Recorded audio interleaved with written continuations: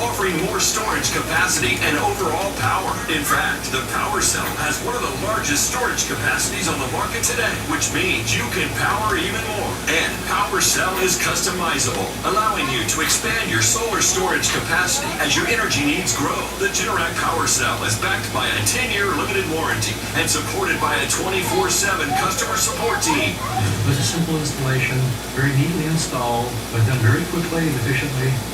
Zero down financing is available with low monthly payment options. With federal tax credits and local energy rebates, you can save up to 26% off your purchase, adding to the savings you'll enjoy over time with PowerCell. Call or go online now to request a free quote. The call is free, the quote is free, and there's no obligation to buy.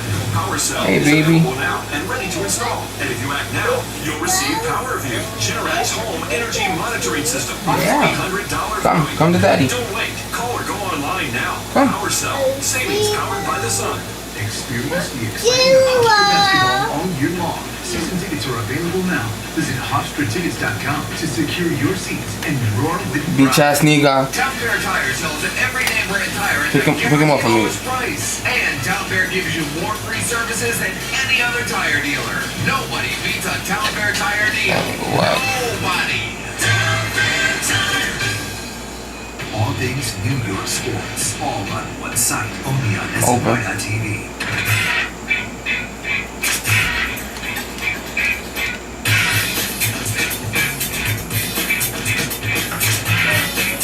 Ball. Oh, that's off.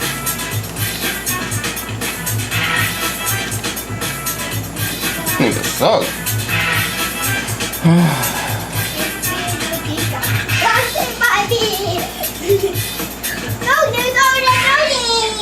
Who's that? Dora?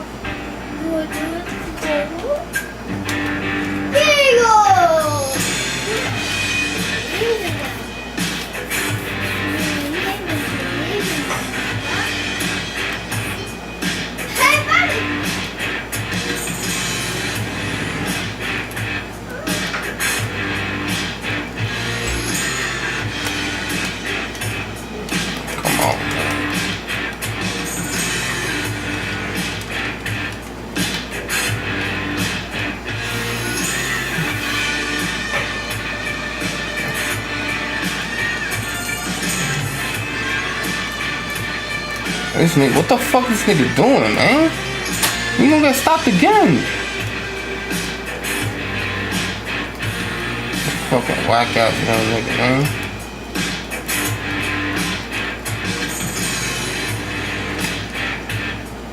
Look at that shit, man.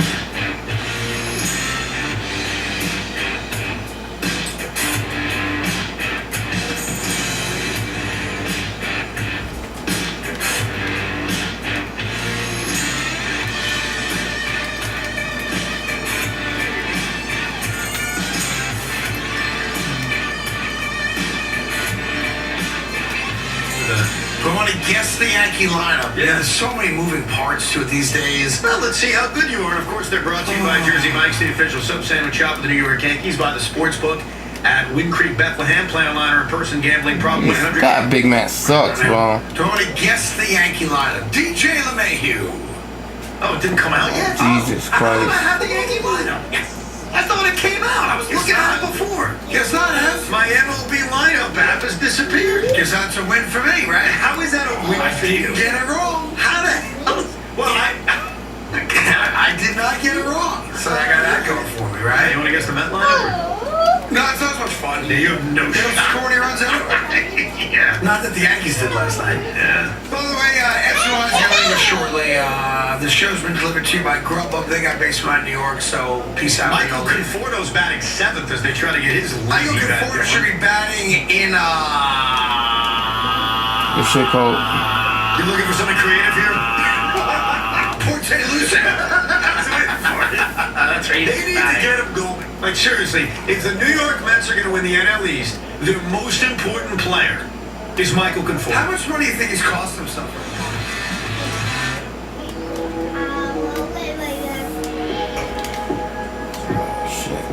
Hold fast to dreams, How am I stealing this ball from this or motherfucker? if dreams die,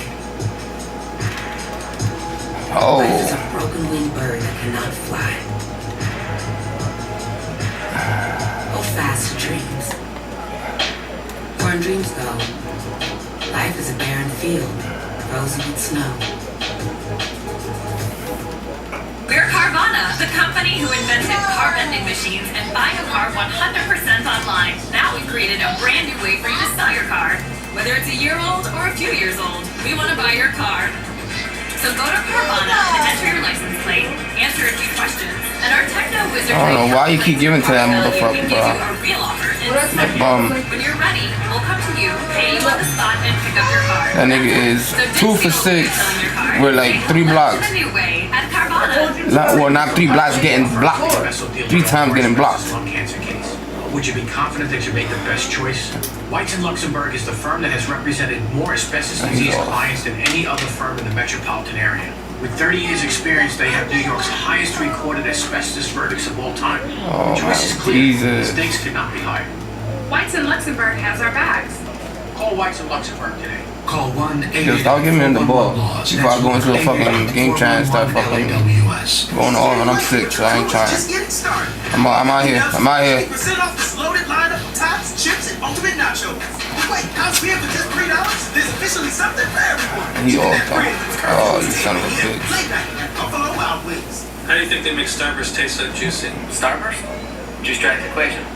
Super top secret mathematical formula they keep stored inside a safe. 2 for 7. Nigga got blocked 4 times.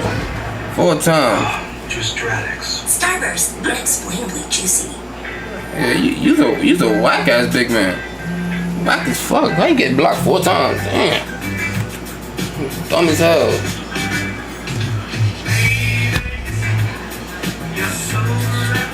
He got blocked every single time. Every single time. Now he didn't get not one successful dunk. Nope. Not at all.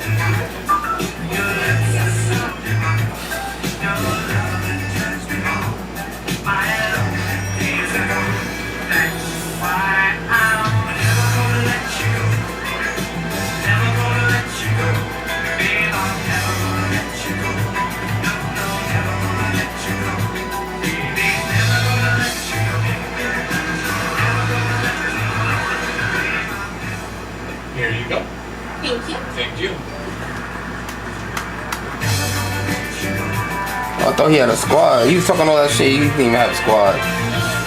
You think you're ready to go? The latest baseball chatter. No, Luis, right now I want you to do this. With the only opinions You can put this team on his back. you need. Big league, nobody feels sorry for him. Baseball Night in New York, presented by Cadillac. Minutes at 6. Ow, Ariana, you don't see my foot?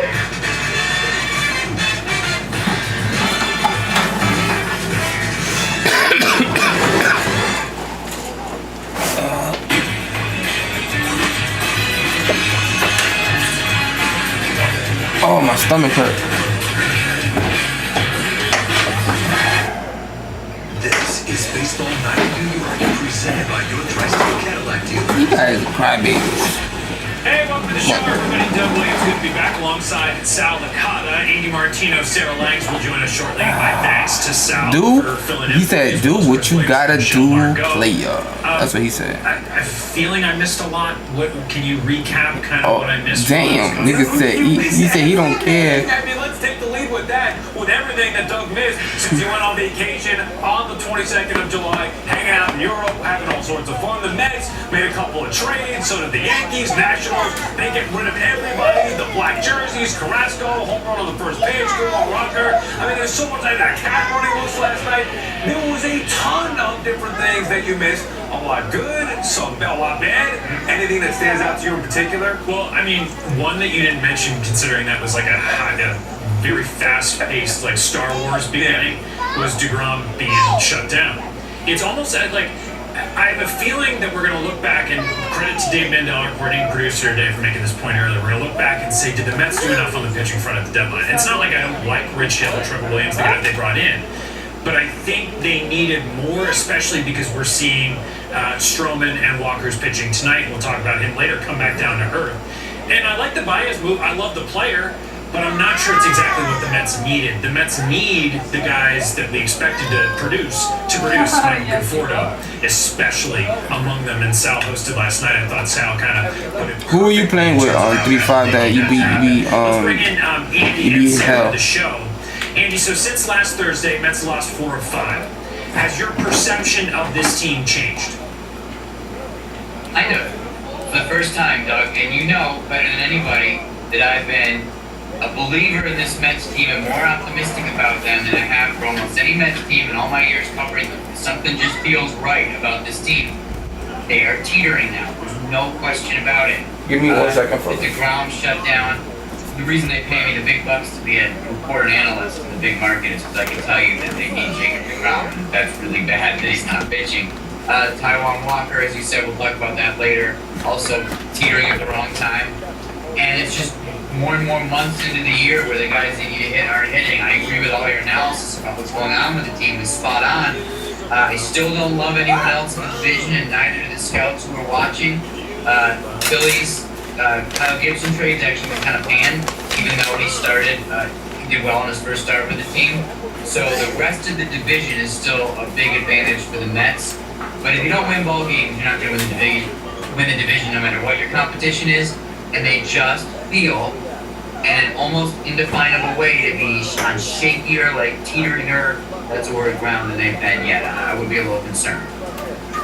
I totally agree with the idea that they're on shakier ground, and I have numbers for that, so we know that's what I like to look at. And when we got this question, okay, how do you feel about the Mets compared to maybe a week ago? I went to the playoff odds. So those are the Fangraphs playoff odds to win the NL East, so not make the postseason entirely, but specifically win the division. This is through last Wednesday or last Tuesday, and then entering today. You can see that the Mets were a much better chance to win the division a week ago, and that was Jacob DeGrom at that point was supposed to come back probably within this week or next week. They had not had their division rivals make trades that address some of their weaknesses. The Phillies getting Kyle Gibson, the Braves getting 4 outfielders basically to replace one in Ronald Acuna Jr. So I do think that the Mets are on shakier ground, and that stat is there to back it up for sure. But overall, I definitely agree with what Andy said and with what he's saying. Scouts are saying that those other 2 teams in the division, I'm kind of counting the Nationals out, although I did put them on the graphic. You know, the Phillies and Braves are probably not in a great spot to win the division either. But if the Mets don't win games, they're going to end up losing this ultimately. We know that. I know that goes without saying, but it does feel like their odds of winning those games are going down. So, Sal, who needs to carry this team? So let's say the Mets finally go on the run. We've been kind of waiting for them to go on. They put the division away. Which team will be, which player, I should say, will be the biggest reason why? Hard to give you just one guy because obviously that's going to take a bunch of guys. And it's frustrating. The Mets have been in first place the majority of the year, yet you watch them and they haven't played like a first place team the majority of the year. But I'll give you, there's really 2 guys right now in that lineup that could do it. Alonso and Javi Baez. And I would say Javi Baez has to be the answer because Alonso's been here, right? We've seen what Alonso can do. He's not having an awful year. He just hasn't had that year that he had in 2019. I don't know if you could ever expect that again. Baez is the guy with his energy, his hustle. I like what I've seen, and I didn't even love the trade. I love what I've seen so far from Javi Baez, and I think he's got the potential to carry this team and kind of give them that shot in the arm that they need. And really, they don't even have to be that good to run away with this division. They should have been gone already in the National League East if anybody in there did what their expectations were. But I'm lost. Forget Conforto, forget McCann, and even Dom Smith, same thing. We talk about the Mets teetering. Nobody in that offense has gotten going. The one guy with the pitching the way that it's going right now, the one guy that can carry them, I think, would be Javi Baez. I have a tandem for who needs to carry the Mets on the stretch, and that's Walker and Stroman, because these are the guys who were so responsible in so many ways for their tremendous first half of the season, because both of them overperformed expectations in a way that you felt that it was probably going to be sustainable. I don't agree that the Mets should have done more with pitching at the trade deadline. I think getting 2 depth guys in Rich Hill and Trevor Williams, who's going to be up soon, that was the best they could do. They tried for Scherzer, he wasn't coming to New York. Rios was just a ridiculous ask, and the Yankees found the same. I really don't think there was top of the rotation. There were top of the rotation pitchers for the Mets to trade for. reasonably. So if the guys that they have, who are in the top to middle part of the rotation, have to continue to carry. I agree with that, Andy, and it's part of the reason I made the point. I don't dislike the players at all necessarily. However, there are very few pitchers in Major League Baseball who you would list and say, this is known to be a 4 or 5 inning guy. Rich Hill is one of them. So before they acquired him, I think we would have said the most important thing the Mets can do is guarantee themselves innings. So to go get one of the few pitchers in baseball who's guaranteed to give you few of them as a starter, I think was an interesting guy to target. Although we're not in the room where it happens, we don't know what they're being offered or offering. Seems like they got what they could get. Tonight's SNY Fan Choice is brought to you by DraftKings. The Mets over-under for total runs tonight set at 4.5. The over's at -110. Bet 110 on the Mets. You could win 100. Go to sny.tv/vote to weigh in. We'll check in on the results later on. The Mets are in Miami tonight. We have an exclusive way for you to get in on the action. Download the DraftKings Sportsbook app. New customers can bet $1 on their team to win, and if they do, you walk away with $150. Don't wait. This offer is only available for a limited time. Use promo code SNY when you sign up. Start placing your bets today. Jacob deGrom spoke to the media today for the first time since being shut down with elbow inflammation. deGrom seems optimistic that his season is not over, still plans to pitch before season's end, but there are still some hurdles to jump over and through in order to get there.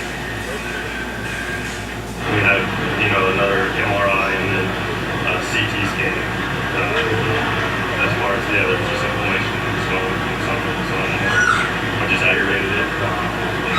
It's good news that structurally it looks fine, but, the question is why is that in this? My elbow has felt fine all year. More from deGrom on City Pregame Live, but first, coming up for us, what a big start tonight for Taijuan Walker that we alluded to earlier. What do the numbers say in terms of how his recent struggles have come to be and how he can turn it around next?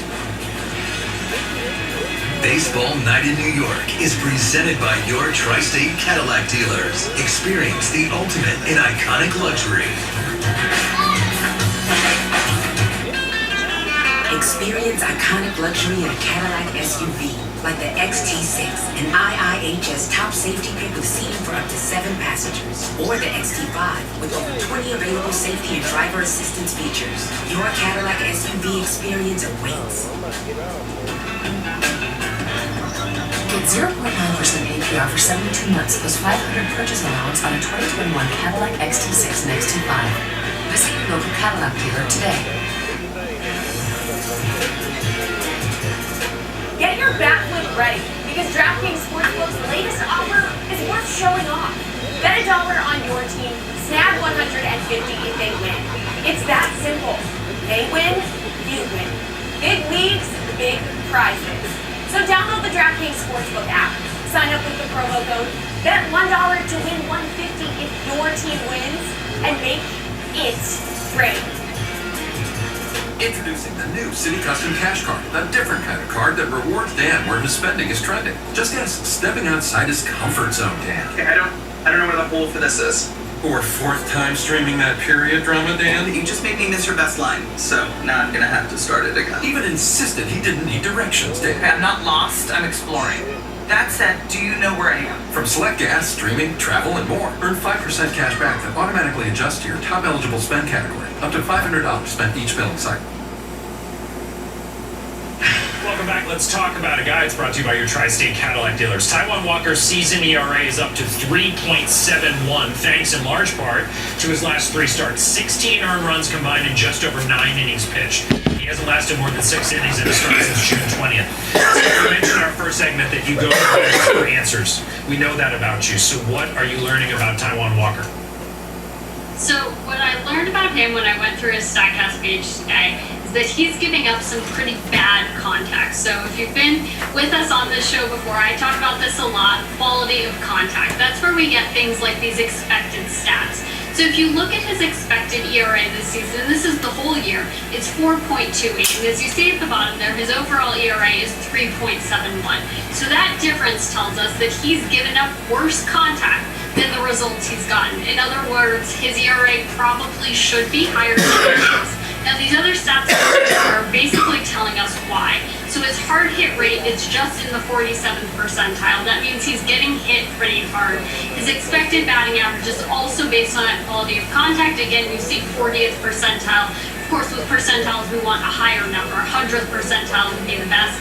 And you see that he's not getting that many strikeouts either. So all of this comes together to give him that expected ERA that is higher than his actual ERA, which tells us that this downfall was probably coming. And something that stood out to me with this year, he had a 2.27 about ERA and a 5.2 expected ERA. So if you look at his past performance and his past results, there was a similar trend here. So unfortunately, that's kind of the direction that he's going in. Andy, I don't want to say you predicted this, but you have talked about those metrics on Walker before on the show, including the spin rates, etc. And I know there's an entire department at Citi Field working for the Mets who talks about these things openly. Do you think then the Mets are concerned about what they're seeing, or do they think this is just the pitcher kind of leveling off? Yeah, by the way, that analytics department is taking up residency and they're squatting in the old press conference room. So if you guys are watching, going to kick you out of there eventually. But in terms of what they're seeing on Walker, yeah, it's there. Sarah just did a great job of obviously elaborating on looking under the hood and on why some of this was coming. But then there's the other side of it where you hear opposing hitters and Walker's own teammates and Walker himself talk about how good he's gotten at using his pitches effectively, making the most out of this stuff, being a guy who's unafraid to throw just about anything at any count, and perhaps being someone who can outperform those expected numbers a little bit. He also proved earlier in the season that he's tough. He was pitching when he wasn't entirely healthy once before. Then he went on the IL for a bit, and so you just wonder, look, by August, very few pitchers are feeling 100%, and where the Mets are right now with DeGrom, Walker, if he's gritting it out through something small to medium, that'd probably be something that the numbers wouldn't obviously show us either. So I think we all knew the Mets would rely on Stroman and Walker, and they did. But then I thought there'd be kind of a handing of the baton to Jacob deGrom coming off the injured list, which obviously has been delayed, to Carrasco coming back. That has happened. Syndergaard maybe coming back in September. Who knows? That hasn't really come to fruition. So do you think the Mets still need Walker to pitch the way he did in the first half in order to be a playoff team? No, I don't, because I don't think anybody, the Mets or anybody on the outside, thought that Walker would ever do what he did in the first half, and you kind of expected it, and now they just went over the numbers. Ariella. But even us just watching it without knowing Ariella. into it, you know that the performance drop-off. Ariella, come clean up. It's like that, so you can't expect that. What you did think, though, the bats would have an uptick, right? The bats who were so awful in the first half. Ariella, come clean up your mess. So great in the first half, when it inevitably comes down like Taiwan Walker, all the guys in the lineup start to get that going. That isn't happening, and that is the big problem. So I trust Stroman in that rotation. He's consistent. Even McGill, who had a rough night last night, he'll be consistent. Carrasco, he can be an X factor. With Walker, he doesn't have to pitch the way he did in the first half. He just can't go out there and be non-competitive and not give this team a chance to win early in the ballgame. So as long as he levels out a little bit and finds a happy medium, they should be fine. And it comes down to the same thing. Are they going to hit enough, which has been the problem all year long? It must be so interesting to know as much about the numbers as somebody like Sarah or somebody like anyone who works in an analytics department knows, and watch Taiwan Walker pitch, pointing to these numbers saying these are going to change. If these things remain the same, he's not the pitcher he was in the first half, and obviously that has come into fruition of late over his last three starts. Gary Apple and Anthony Recker will continue this discussion about Walker in just a few minutes on City Pregame Live. Plus, a look at Jay Reese Familia's turnaround. Luis Rojas shares his thoughts on Michael Conforto's struggles with Steve Gelbs. That's right after us. When we come back, just when you thought the Yankees were getting hot, they lay an egg against the Orioles in the Bronx. What does that say about them and why it's a bigger problem than just one game? Next. Hey, the boys are back in studio and things are starting to feel normal around here again. Oh, yeah. It's great having everybody back. Listen to Boomer and Gio, 6 to 10 a.m. on Sports Radio 1019 FM, WFAN in New York. Eddie, be careful, man. B-Dub's new crispy hand-breaded classic chicken sandwich plus fries for $5.99 is made live in a real-life sports bar with live, non-virtual friends. This is real life. So real, it's $5.99 for a limited time. Buffalo Buffalo Wild Wings. Those idiots at Bird Dogs, they are underselling these. Bird Dog's pan. Bird Dog pan. Bar on these are the best pan.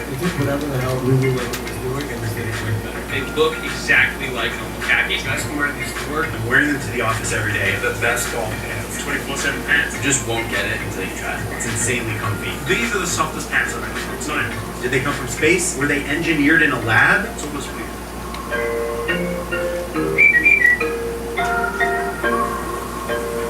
You could pick from hundreds of law firms for your mesothelioma or asbestos lung cancer case. But would you be confident that you made the best choice? White & Luxembourg is the firm that has represented more asbestos disease clients than any other firm in the metropolitan area. With 30 years experience, they have New York's highest recorded asbestos verdicts of all time. The choice is clear. The stakes could not be higher. White & Luxembourg has our backs.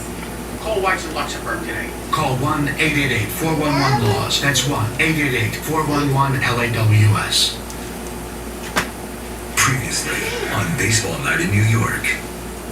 Hi again. Sal Licata in for Doug Williams. Rick, you want the good news or the bad news? I have gone up 2 pant sizes during this pandemic. Again! I can't get into my suit! The good news? Good news. I don't need a belt. There you go! Joined on the couch by Anthony McCarron. See any birds today on your walk into work? You bird lover? I am a bird lover, you're right. Sal. When did we go to TBA? Wasn't it always TBD? But it doesn't sound like I know what they're doing. Let's take the lead here. Previously on Baseball Night in New York. That is Sal's favorite part of the job. I hate is the casual banter at the top. And It's good. He's so uncomfortable. I thought you did a great job. Oh, thanks. Yeah, you go birds with Anthony McCarron. That is a fallback. That's a safe one. You know you can go there if you've got no other material. Some actual news. Sounds like another breakthrough positive for the Yankees. Jordan Montgomery has joined Garrett Cole in having tested positive for COVID-19. In order for both Cole and or Montgomery to come back before 10 days are up, they must test negative multiple times in a row. Meanwhile, last night after the deadline additions, after finally sweeping a team on the road, as Sal brought up on the show last night, finally, the Yankees bats didn't show up against the Orioles. Yanks were only able to muster 3 hits against a combination of Jorge Lopez, Cesar Valdez, Paul Fry, and Dylan Tate. It's August, my opinion. Yankees need to make a run for the deadline additions to mean anything, and that cannot happen. Sarah, why can't this team seem to get going right now?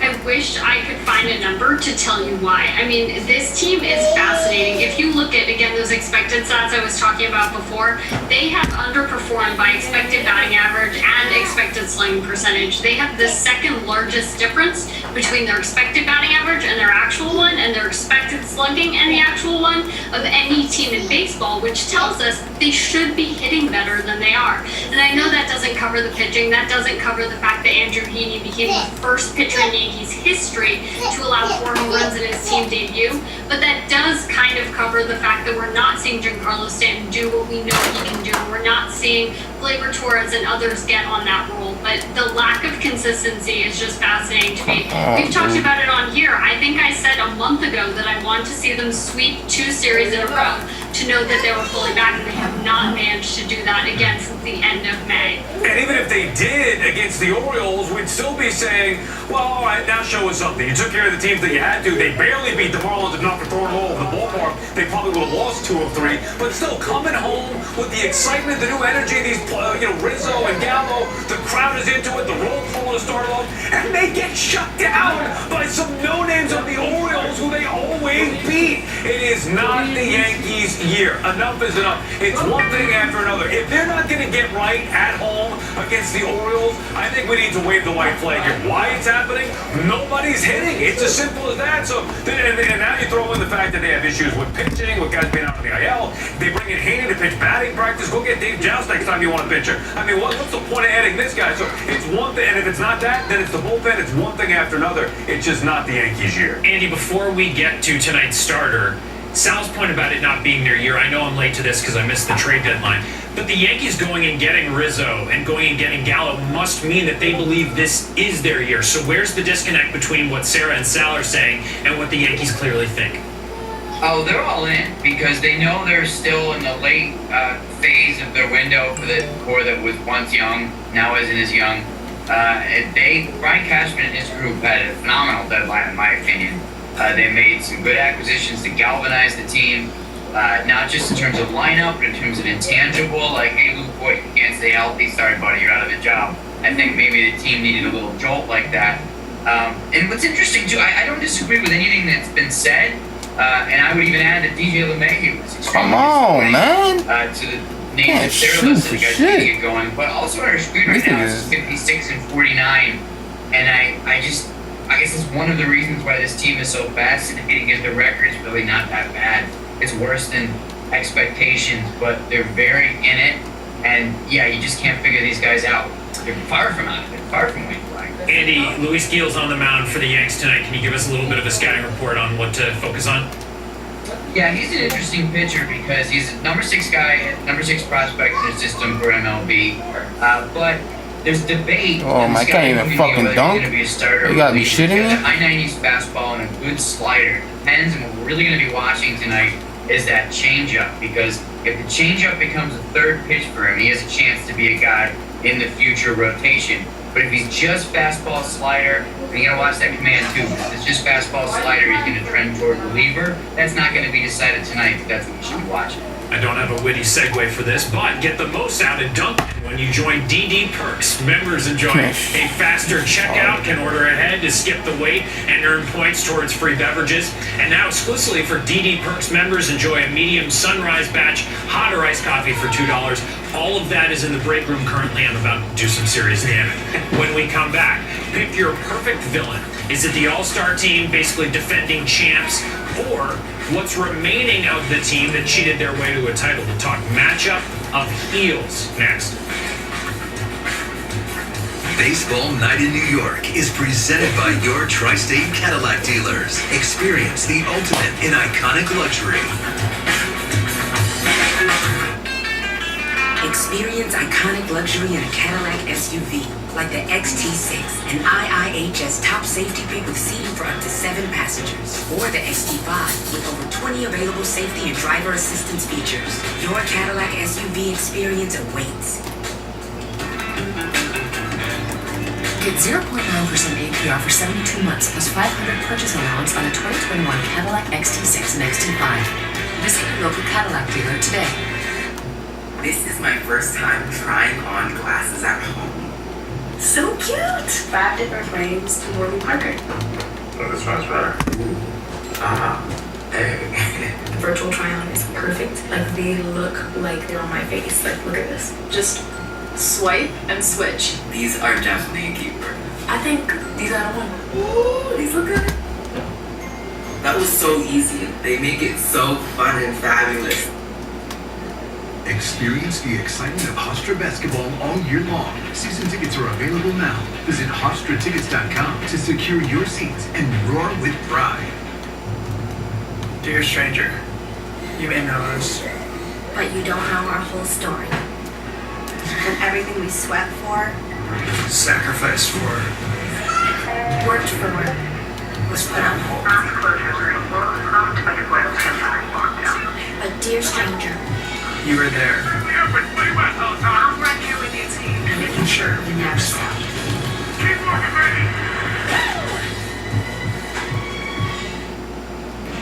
All right, let's revisit tonight's SNY Fan Choices, brought to you as always by DraftKings. The over-under total for tonight set at 4.5. You guys are pessimistic right now in the Mets bats. You guys like the under at -120, 74% of you.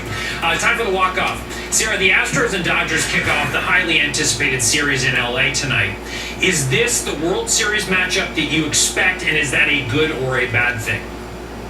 Well, I'll start with the second part first. I think it would be a great World Series because I think it would be really exciting, ton of energy. We know that these teams are not exactly fans of each other, but it's not the matchup I expect. I think it's going to be the White Sox from the American League. I'm expecting the White Sox and the Dodgers, and hopefully we get a really exciting White Sox-Astros postseason series, whether it's division series or LCS, depending on how all the records shake out. All right, Andy, you wrote the book on the Astros. Are they the better villain, or are the Dodgers the better villain, considering they've kind of bought and traded for everyone? They're an all-star team and the defending champs. See, I think that's actually a little unfair to the Dodgers because the reason they're able to make these trades is because they've done this the right way, using their financial advantage and scouting and analytics and player development to build up an incredible farm system and have a Josiah Gray to make that big trade with the Nationals. The only ethical lapse the Dodgers had that we can point to is probably not listening to the people that told them to first when the Mets made that same mistake. They were just rejected. But in terms of how the Dodgers have built the team, I would argue they did it the right way. And the Astros, where do they fit in this moment in terms of being a potential World Series championship contender this year, Sal? Who's that? Do you think that they would be vindicated more who's this? if they win one, or the Dodgers after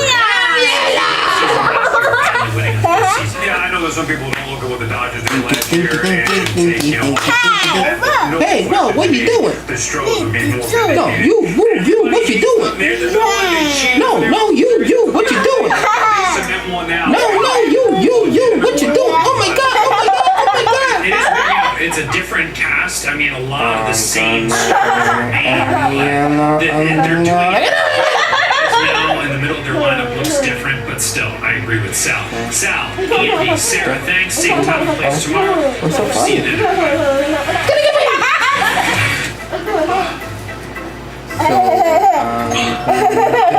And I don't know what I'm doing.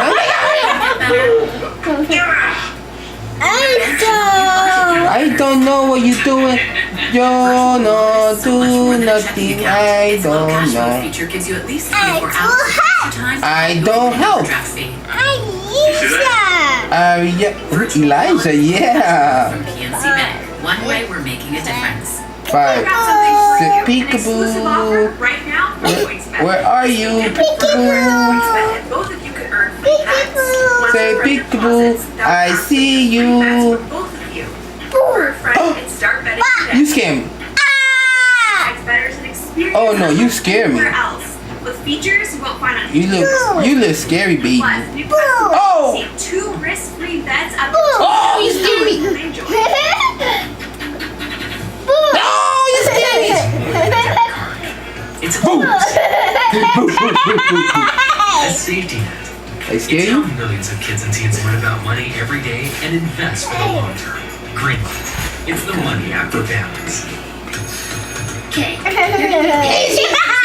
Start everything. Luckily, we brought extra cream. What did I tell you about this blanket? We go with armpit farms. The blanket is for your bed, not for the floor. Back to school at Amazon. You understand? At Fresh and Meaning. I said it like 20 times today. Done for ages. Whoa! You're gonna fall down like a horsey. Natural matters, organic matters, flavor matters, nutrition matters. And so do you. So think of something that fuels your body. Quite naturally. Farm to fork meal. Oh, sick a butt. We fix the most hearts in New York. You gonna shake a So we see too much of this. And you'd rather have more of this. We want less this. Oh no. You want more this. This gym size. Get your heart checked. So we can both get what we want. When we raise heart health, we raise everyone. Northwell, raise health.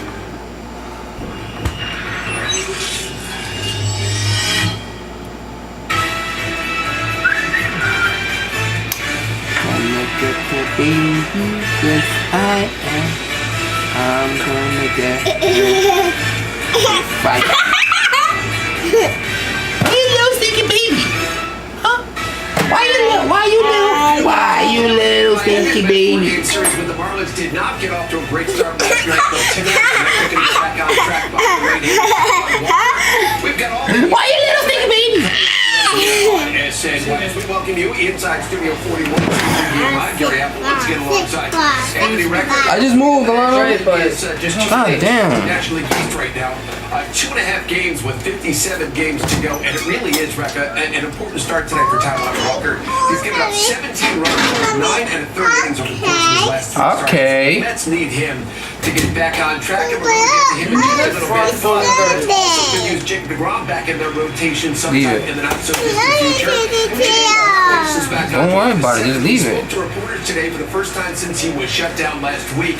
It's going to be, by the way, about another 10 days before Jake has another MRI on his elbow, and here he is on what led to the recent shutdown. Oh, you want 4 down? I think so. You think so? You go 4 down! 4 down! Just aggravated it. Good news that structurally it looks fine, but the question is why is that? My elbow felt kind of like you. Is it concerning that the reason is unknown? That's, of course you never want to feel anything in your elbow. Concerning it, I don't like it. I don't want to be pitching.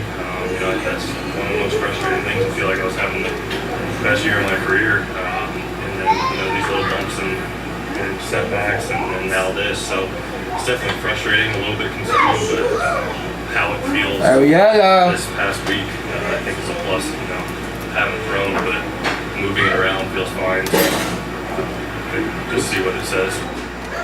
All right, so that is Jacob deGrom. You know him quite well. We know how competitive he is. You caught him during your big league career. So considering the historic season, and you talked about the fact that he has an all-world season. I got bronchitis. What about the frustration level that he's feeling right now? How he gets past that when he does ultimately. We hope that's going to be that he's get back on the mound. Yeah, certainly you can understand. Not to say that he was doctor wants me home for a week every time he was out there, obviously. But to say that he was having a historic season is almost underselling it. What he's done so far this year has been really impressive when he's been out there. And obviously he wants to be out there for his teammates, wants to go out there and prove that he is the greatest pitcher of all time. We've heard him talk about his Hall of Fame chances and where he wants to get. Come on, and to be able to go out and really be a part of something special that the Mets have a chance to do this year. First place in the division for most of the year. Obviously wants to be out there helping them get to their ultimate goal, which is reaching the World Series. All right, so that is the latest right now. Up to the moment on Jacob deGrom. Again, Taijuan Walker going to be on the mound for the Mets tonight down in Miami. He's coming off a defeat last time out against the Braves. He gave up 5 runs over 5 innings in that game. He also gave up a couple of home runs. He has now given up 5 home runs over his last couple of starts, and he begins this night 7-5 on the year with an ERA of 3.71. The pitching matchup tonight presented by Land Rover. The Marlins go to counter with 24-year-old, the right-hander Nick Niter. He pitched well against the Mets back on April the 8th. He held them to a run over 4 1/3 innings in that game, but he did walk 5 for Miami. Taijuan Walker, very tough month of July. The ERA in the month rose from 2.38 all the way up to 3.71. So what's behind the struggles for Taijuan Walker? Yeah, with Taijuan, this to me just simply, it screams a guy he's starting to get tired. He's starting to kind of, wear down a little bit, needs a little bit of rest. Since 2017, he's thrown 67 innings. This year he's already at 99 plus. So you're looking at a guy who clearly, isn't quite the same. And this year, of all years, the strikeout is king, right? Well, the whip rate's been down, over his last 10, if you want to split his season in half, basically. But he's still having, a pretty nice year all in all. This is the highest K rate he's had his entire career at 23.7%. So I still like what Taijuan's able to do out there. But here you see, early in the year, this is his first start of the year, he came out guns blazing. The four-seam fastball looked great, good velocity on it, and then here against the Braves, this leaves this 2-0 pitch out over the plate a little bit. Obviously gets touched up, and that's the kind of stuff we're seeing from Taijuan.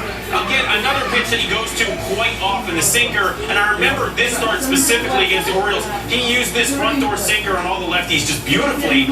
Not able to really get it there the same way. This one on Jock Peterson, and Jock able to get to the top of this baseball, obviously out of the plate, not hit hard, but still a base hit. And then the sliders early in the year, just the bite, the sharpness to this pitch. It's something that we just haven't seen in his last several starts. Adam Frazier able to, hit an absolute P-rod into right field, and he's frustrated, as he should be. Levántense, cepíllense, arregla el fucking cuarto, recoge el reguero, pónganse a fregar esos terraces desgraciados. Pasan buen día.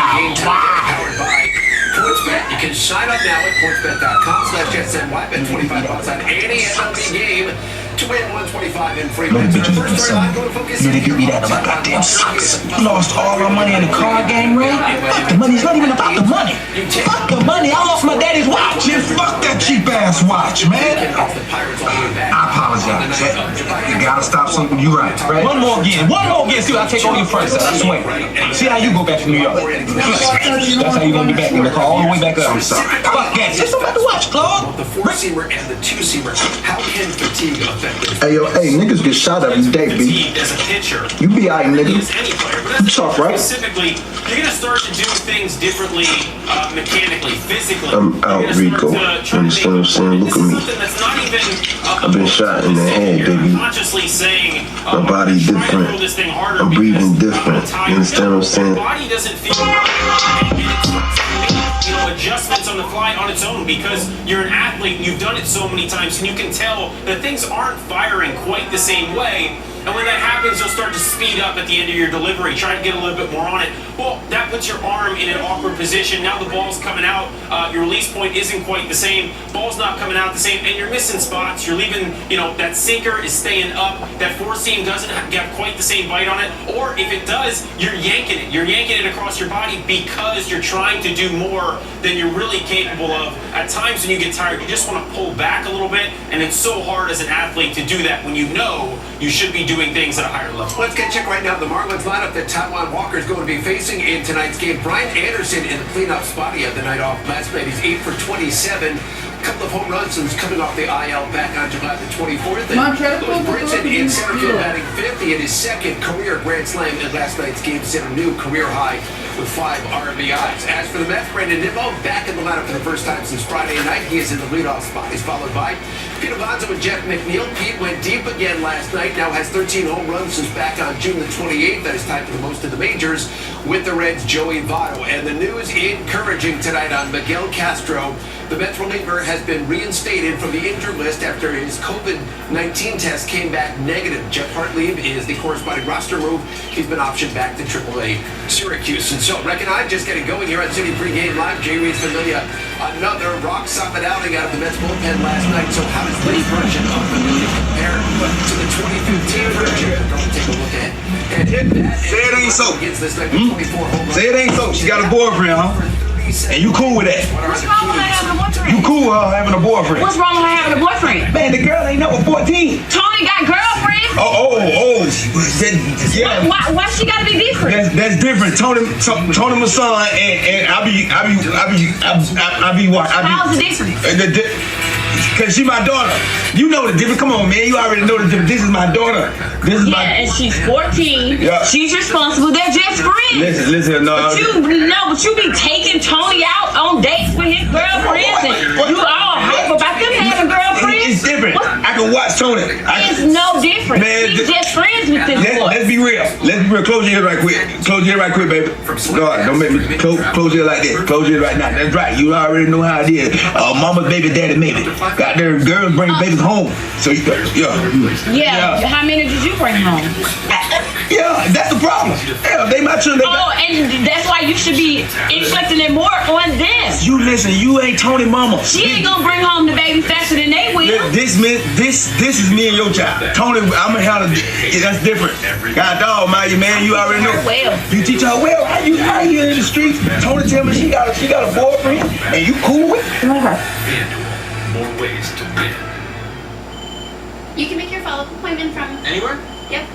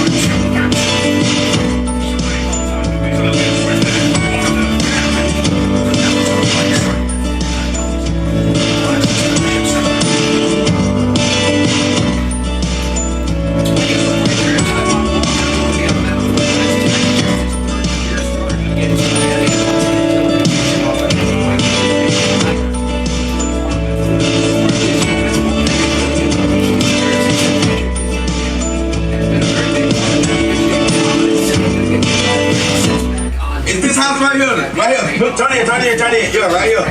Yeah. Hey. Oh, she got that purple for me. Yeah, it's the purple for me. Yeah, I told her I like that purple. She like to switch it up for me. This been one hell of a vacation, you feel me? Huh? Yeah, that's why I like going on the road sometimes. Hey, what's going on, baby? What's up? Hey, Nene. Hey, Nene, come on now. What was the attitude, man? I'm tired of doing this with y'all. What? Doing what? Why I gotta keep coming?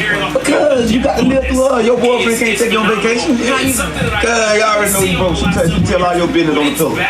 I'm just saying, but you know, hey, I got somebody to play you the third wheel, but I got a fourth. My brother right here. My brother ain't no hoe now. You probably don't been in a lot of holes, but that don't mean you no hoe. Don't do that. Don't judge. Don't judge a book by the cover. You judge by the pages. Don't do that, man. My brother like you. You better be glad somebody like you like that. It's true. Oh God. Oh, he gonna be doing this whole time. Okay. Wrong with all that. I'm saying, go ahead. I mean, what am I supposed to do with that? And Jerry, to me, he's just back to being the guy he was. And just comparing some numbers since July 1st to who he was. Come on! You can see the K rate. The thing that stands out to me is the K-to-1 ratio. That is really impressive. That was Ks per walk. He had a really low run rate that year, higher strikeout rate, and right now, hey, the last several months, like I said, since July 1st. Yes, we just pulled up. And he's been sure. who was the shutdown closer. I just want to ask you about that because that She might not get in there because I get in there. I promise you that. I thought, what are you doing? When I first started catching You gonna get your vacation wet? it wasn't fun to me. I mean, that thing. Okay, yeah. Yeah, God, dog. But how he gonna? God, dog, man. Like, how he gonna be calling us? So what if he laying down later on and we in the room and he called FaceTime? What's up? Okay, she right there. She can pop in. So Nene, shit, if y'all wanna do that, I'm saying, I'm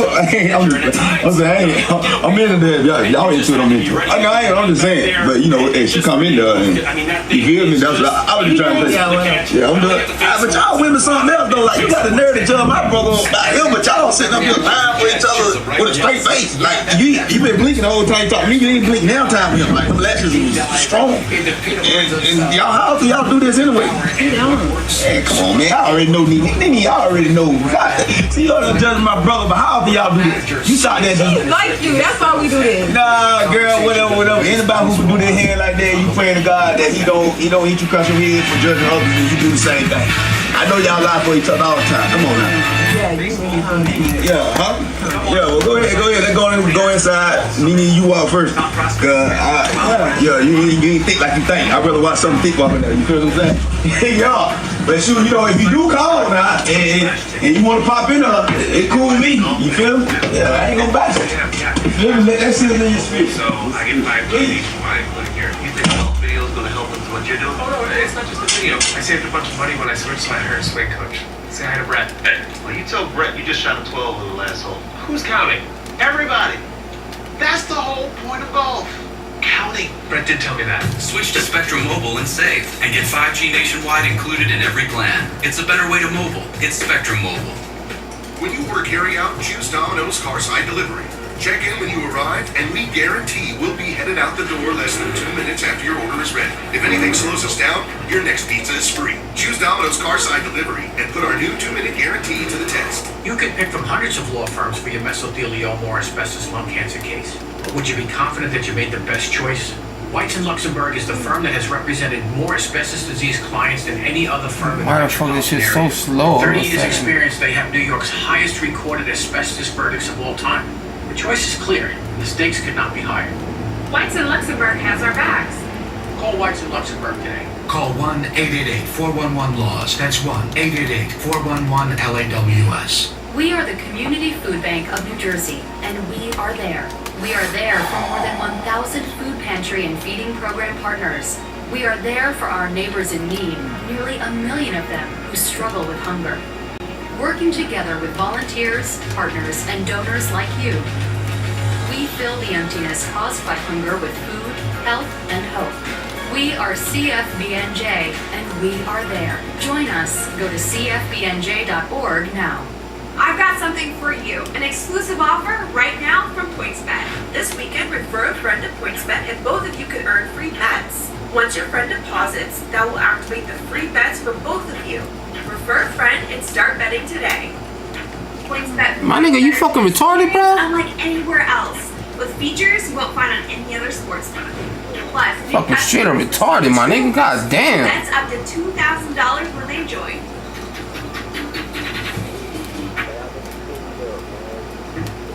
Deep left field. There! Pete Alonso ties the game! He sucks one to deep left and forget that. When he connects, not a ballpark can hold it. Alonso is Straight struck lace, again. man. Fucking retarded ass motherfucker, bro. 50 feet into the second deck, and Alonso unloads toward the left. That is way out of here. Into the upper deck. The Alonso power has been the difference. Yes, indeed. Pete Alonso, the two-time reigning home run derby champion, and since the All-Star break, Pete 7 home runs, tied for third most of the majors, behind only Joey Votto of the Cincinnati Reds and Austin Riley of the Atlanta Braves. So that is the backdrop. Time now for our second storyline. It is powered by PointsBet. This one going to focus in here on Pete Alonso at plus 360 to go deep in tonight's game. So that means if you bet 100, you take home 360 if Pete hits his 25th home run of the season. So what about the keys to Pete Alonso's home run power? How do you see it, Rick? Well, look, for me, Pete's always been a fastball guy. He's the type of hitter who needs to be on time for the fastball because that's what he does the most damage on. 2019, hit all those home runs, 664 slugging percentage on fastballs for that entire season. Not something we saw from Pete early in the year this year. That nigga's a fucking trash, man. But look at the home runs. Oh, fucking trash ass motherfucker, bro. He was a little bit late, just punching balls to right, ground balls up the middle. Well, now Pete's on time for the fastball. He is geared up for the fastball. Not selling out, not saying I'm only going to hit fastballs, but he's making sure that he is on time for the heater. That allows him to get the head out a little bit and drive the baseball in the air. We know he's going to hit the ball hard. When this guy makes contact with the baseball, it shoots off his barrel. But when he's able to do it out in front and he's on time for the heater, that sets everything up in his game. And now we're seeing the Pete Alonso we wanted to see, we hoped we'd see, and that this team needed to see. And that's the guy driving balls out of the ball. One of the things Pete has spoken about quite a bit in the past, trying to get his zone narrowed down, right? And to really focus on that zone. Are you seeing more of that? At times, yes. I still see him, when he's in a big situation, he'll get a little bit excited. Pete wants to be the guy to come through for this team, and that's okay. That's great.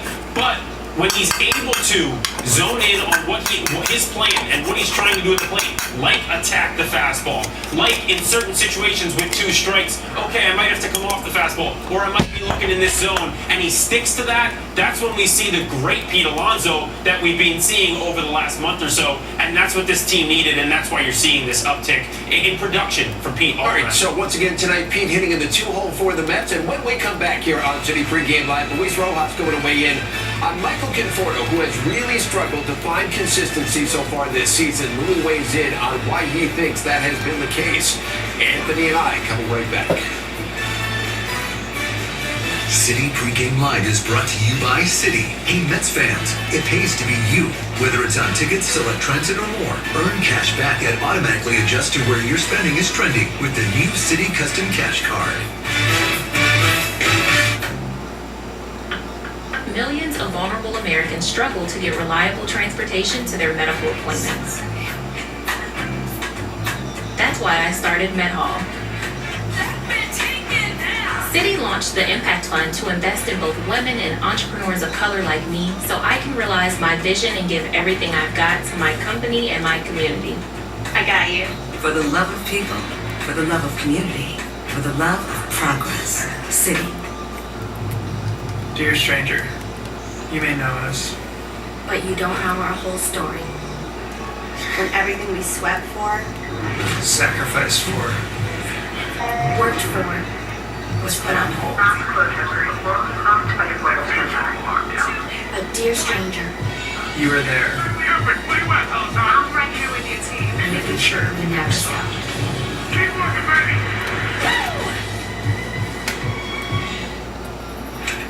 Introducing the Land Rover Defender. Just the thing for those little everyday trips. Good in any troop meet. Perfect for catching up with the relatives. And dropping into the car wash en route. giving someone a helping hand. Or meeting a commute. And putting your feet up after a long day. I've never slept like this before. We gave Nuzequel Pure Z's restorative herbal sleep to people who were tired of being tired. What is even in this? Clinically studied plant-based ingredients, passion flower, valerian root, and hops. Nuzequel Pure Z's restorative herbal sleep. It's getting late, but your crew is just getting started. Head to B-Dubs for 50% off this loaded lineup of tots, chips, and ultimate nachos. But wait, how's beer for just $3? There's officially something for everyone. Even that friend whose curfew is 10 p.m. Late night at Buffalo Wild Wings.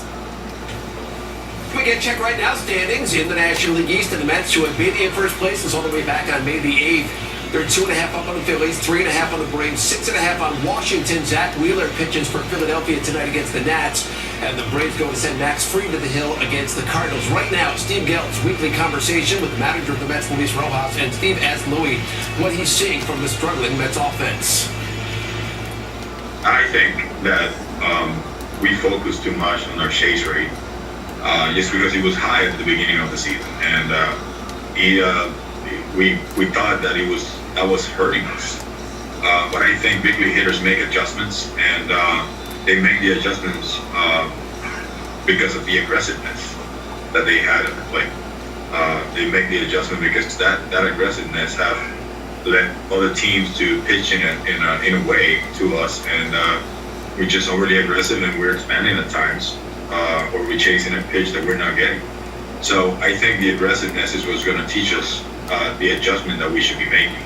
Hitting is an aggressive approach, and I think pitching is an aggressive approach as well. I mean, everything you do in this game, it should be aggressive. So that's my message to the guys in regards to our approach as an organization and as a team. And I think if we stay aggressive with the plan that we have against a particular pitcher, I think we're going to be successful at a good rate. Is that part of what you've seen with Conforto? Because I know you've talked about how, in a lot of respects, his chase rate is as low as ever, and his eye is as good as ever. He's still working walks, working counts, but he's a little bit in between. He is the perfect example, I think, of what I'm saying. Michael's always been an aggressive hitter, and he's always been a good hitter, and for me, I think he's had really good swing decisions. He needs to be aggressive, and I think that the chase rate earlier became a thing for him. It was presented to him, and he paid close attention to it, and yes, he wasn't chasing, but I think he was thinking more of not to do something rather than doing something. And when you have that thought process, I mean, you're holding yourself back and you cannot be aggressive. So he is a good example of it. That's why he's gone up and down, and more down than actually up throughout the season. And at this point right now, I think he's beginning to understand. His at bat yesterday was so much more different. I mean, even the swing and miss, you could see that there was a lot of intent behind that swing, even though they got it by him, but he was able to get a second look, and he drove the ball. Taijuan Walker getting the start tonight. Obviously, it's been a rough stretch for him after the All-Star break, but you said, and Taijuan said, that his last start, even though the results weren't there, was different than those first two starts out of the break. What specifically did you see that encouraged you in his last outing? Right now, I think he's in a good spot with his four-seam fastball, which is what hurt him in the previous two outings. Not the last outing, but the one right after the break and the one following that. I think his four-seam wasn't the same one he had for the first half of the season. His secondary pitches have good contrast, but they don't have late hard break. So that's why if the ball is sinking more, like you can give the hitter a benefit to just look, one portion of the zone and have a better chance to get to him. So I think the four-seam is a big pitch for him, and I think the carry is there. They figure something out in his release, and he's okay right now. He feels really good. So he is where we want him to be with that pitch, and I think that's what's going to help him be successful. All right, Steve and Luis, we thank you both. I do want to go back to what the manager had to say right there about the Mets' offensive approach. He said they're being overly aggressive and they're chasing. So how do you find that balance to stay aggressive but not chase? Well, he talked about it there, and when he talked about it, he called it swing decisions. Yesterday, I called it being selectively aggressive. That's when we're talking about being aggressive to your zone. And there's a way to think about this. As a hitter, I remember being, talking to some guys in the cage, and one of the things that really stood out to me, someone told me one time, when I go up there, I'm I'm not thinking no, yes as the pitch comes in. As the pitch comes in, I'm thinking yes, and then I make my decision. That's when I'm going to swing, and it's last second, yes or no, yes, no, I'm going to lay off this. Okay, that's being aggressive. Even though you're not swinging the bat, that is having an aggressive approach and mindset, and that's what Luis Rojas wants to see. And then when you're doing it to do damage. Have that aggressive approach to do damage, getting off, as he talked about, we heard yesterday, getting off your A swing. That it's simple as literally taking your best swing every time you swing the bat, especially before you get to 2 strikes. All right, by the way, Michael Conforto sliding down. He's going to hit 7th for the Mets in the game tonight as we close in on game time in Miami. Second game of this 4-game series, Mets and the Marlins. Taijuan Walker going to be on the mound for the Mets. Nick Neidert for Miami. First pitch on the way, and we're back to wrap up our pregame coverage in a moment.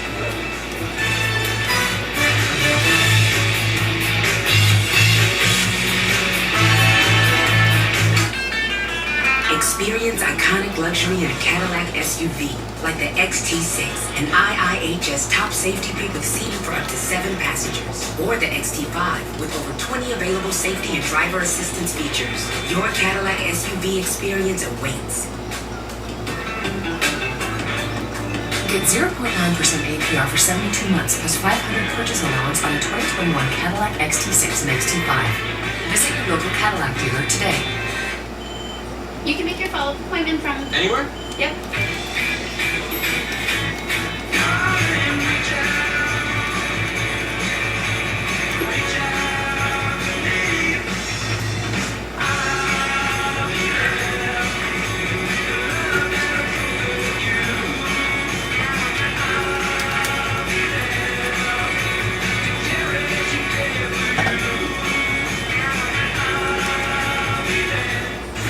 There's no better place to bet baseball than on FanDuel Sportsbook. It's easy to find your bet and lock it in just a few simple taps. Looking for even more action? You got it. Only FanDuel lets you bet same-game parlays. So you can turn a little bet into a big payday on every big league game. Join FanDuel Sportsbook today to place your first bet risk-free and get up to $1,000 back if you don't win. FanDuel, more ways to win. Meet Pete, known to his loved ones as the polar bear. When heaters need to be ripped, Pete rips heaters because he's the best power hitter on the planet. Ties the game. Alonso strikes again. Into the second of the night. An enormous home run by Alonso. Watch Pete Alonso's story continue with the Mets on SNY. Well, there he is, Brandon Nimmo getting set to go. That hamstring feeling better. He is in the starting lineup tonight for the first time since Friday. We're going to check right now. Your city heads up, and Javi Baez on base twice in last night's game. Strong career numbers against the Marlins. J.D. Davis, solid numbers on the road this season, and Michael Conforto looking to build upon last night's late game double and his success against the Marlins is back in 2019. So, Rick and I are going to be back for the post-game show when it's over. Right now, settle in a Tuesday night of Mets baseball. Gary, Ron, and Steve with all the action. Mets and Marlins right now.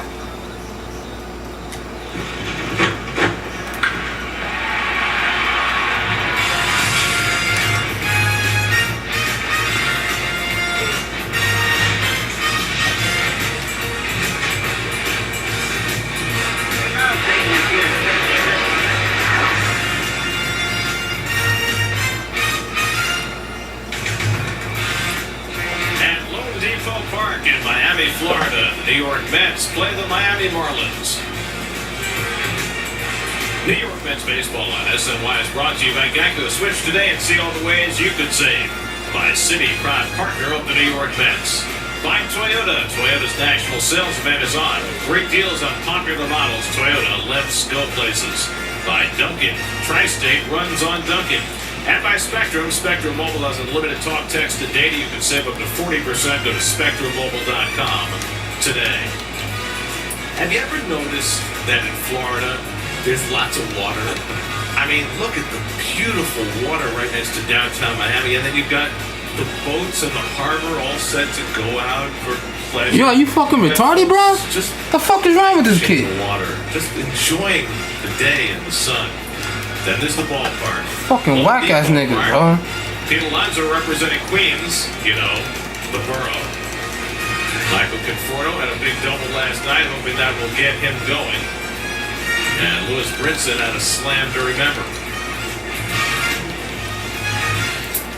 And a pleasant evening, everybody, and welcome to an undisclosed location in Connecticut. Gary Cohen, Ron Darling with you tonight as the Mets play game 2 of a 4-game series against the Miami Marlins. You know, managers have different ways of getting their point across. Michael Conforto's had a very difficult year, and Luis Rojas has been trying desperately to find a way to get his big right fielder going. You know, I think of Rojas, I think he's got great managerial intelligence mixed with good street smarts. And when there's a few ways that a manager can get his message across, Gary, he can do it by conversation with a player.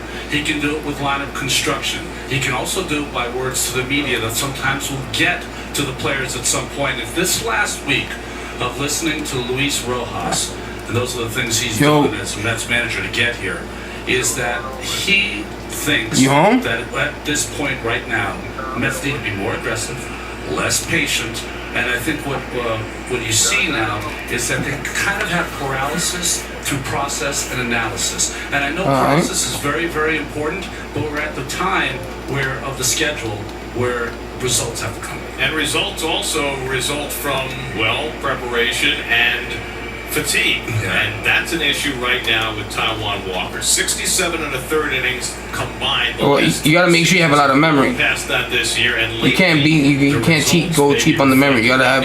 It could be like 2015, 2016, but it has to have a lot of memory. Gotten behind in some counts, which you did in the first half, but 2018 to 2020 through 77 innings. At least at just about like 500 gigabytes at least, close to a terabyte. More. He's going to have to figure out a way to get to a point where whatever he has that night has got to work. And the Mets need Walker very badly because that's not good enough. DeGrom is getting back anytime soon. It has to be everything has to be it has to be internal because it's what the processor is doing, and then the RAM is doing is holding the application so you can run it. You understand what I'm saying?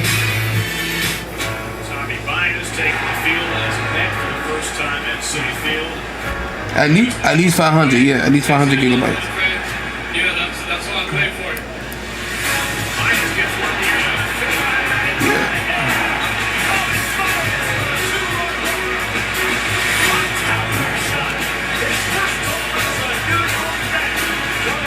How much they selling it for? The Olympic Games are on, and so is Toyota's national sales event. Nice. Now's the time to get a great deal on the 2021s while they last. Like Camry, Highlander, RAV4. What else do they sell at black market? Sticks the landing. Right now, lease a new 2021 Highlander for just $299 a month. Plus, every new Toyota comes with Toyota Care, our no-cost service plan with roadside assistance. But it all ends September 7th. Toyota, let's go places. All electronics? I'm Dr. Torrey Nason, First Deputy Commissioner and Chief Equity Officer at the New York City Department of Health and Mental Hygiene. I'm often asked, if I've already had COVID-19, why should I get vaccinated? While medical experts know that once you have had COVID-19, your body builds its own protection. What experts are still learning is how long that natural protection lasts and how strong it is. Also, I'll be in here. Instances of people getting COVID-19. I'll be in here. I'm off for work for the next week. So.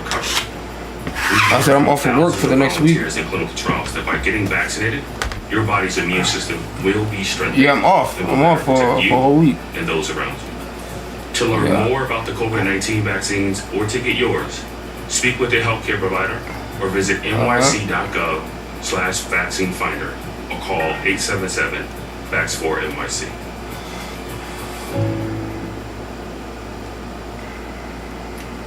Win a brand new Chevy Tahoe during the $600,000 Red Hot Summer Sweepstakes at Empire City Casino. Now through September 25th, up to 800 players will win a share of $600,000 in free play and cash. Plus, 4 lucky players will win a brand new 2021 Chevy Tahoe. Players receive 1 entry for every 50 slot points earned. Drawings will be held every Saturday in August and September. The $600,000 Red Hot Summer Sweepstakes, only at Empire City Casino. New York Mets baseball on SNY is brought to you by the Contact Your Local Honda dealer for a quick deal today. By 5, it's the one when you gotta get stuff done. And by your Tri-State area Land Rover retailers. Welcome Hobby Bias to Citi Field with a limited time offer of 2 tickets for $23 for all games through the August 10th through 15th homestand. The offer is valid at select seating locations and subject to availability. Purchase tickets at Mets.com/bias. For leaderboard stat, most stolen bases in the National League this year. Miami has 76. However, their best base stealer, Jazz Chisholm, just went on the injured list moments before the game today, so that mutes that just a tad. Another nice vista involving water in South Florida. We'll go to dry land when we come back for the first pitch. Hey, Jessica. You did great today. Thanks, Beer. You went for a run. More of a walk run. You also chose an organic beer. To Jessica. To Jessica. New Course Pure with 3 simple ingredients. It's organic, but chill on it. Hey, the boys are back in studio and things are starting to feel normal around here again. Oh, yeah. It's great having everybody back. Better than ever. Boomer and Gio, the guys you love to have a little breakfast with, talk sports, and head to work. Listen to Boomer and Gio, 6 to 10 a.m. on Sports Radio 1019 FM, WFAN in New York. And also on the Odyssey app. Eddie, be careful, man.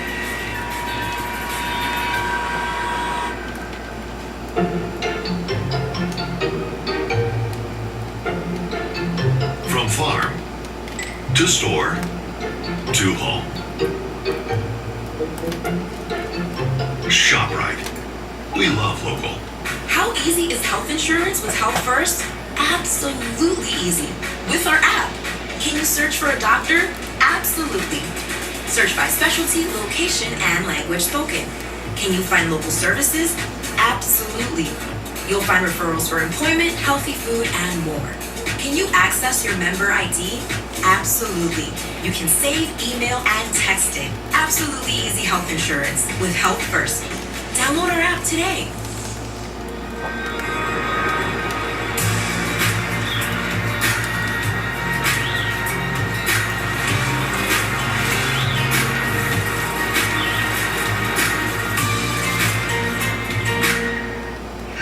You're watching golf videos now. Oh, in fact I am, yeah, because I switched to Spectrum Mobile, so I get 5G nationwide, including here. You think a golf video is going to help with what you're doing? Oh no, it's not just a video. I saved a bunch of money when I switched, so I hired a swing coach. Say hi to Brett. Hey, well, you tell Brett you just shot a 12 on the last hole. Who's counting?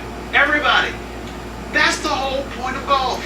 Counting. Brett did tell me that. Switch to Spectrum Mobile and save, and get 5G nationwide included in every plan. It's a better way to mobile. It's Spectrum Mobile. Get ready to take on summer with new iced drinks at Dunkin', like a full-bodied and smooth sunrise batch coffee, a refreshing lemonade with strawberry-flavored popping bubbles, or a smoked vanilla cold brew with sweet cold foam. Make the most of your summer days with iced drinks at Dunkin'. America runs on Dunkin'.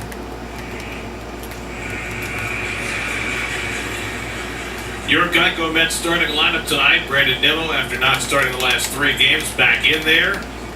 After a bit of a tweak to his hamstring, Michael Conforto back in the lineup after sitting last night against the left-hander.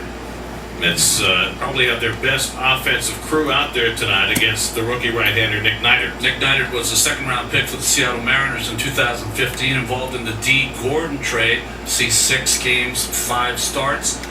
More walks than strikeouts. His first pitch of the night is a fastball in for a strike to Brandon Nimmo, and we're underway. Nimmo pinch hit last night. In fact, he's pinch hit each of the last 2 days, but hasn't started the last 3 games after hurting his hamstring, making a diving catch on Friday night. And he pulls one into center field for a base hit, and that's how this game begins.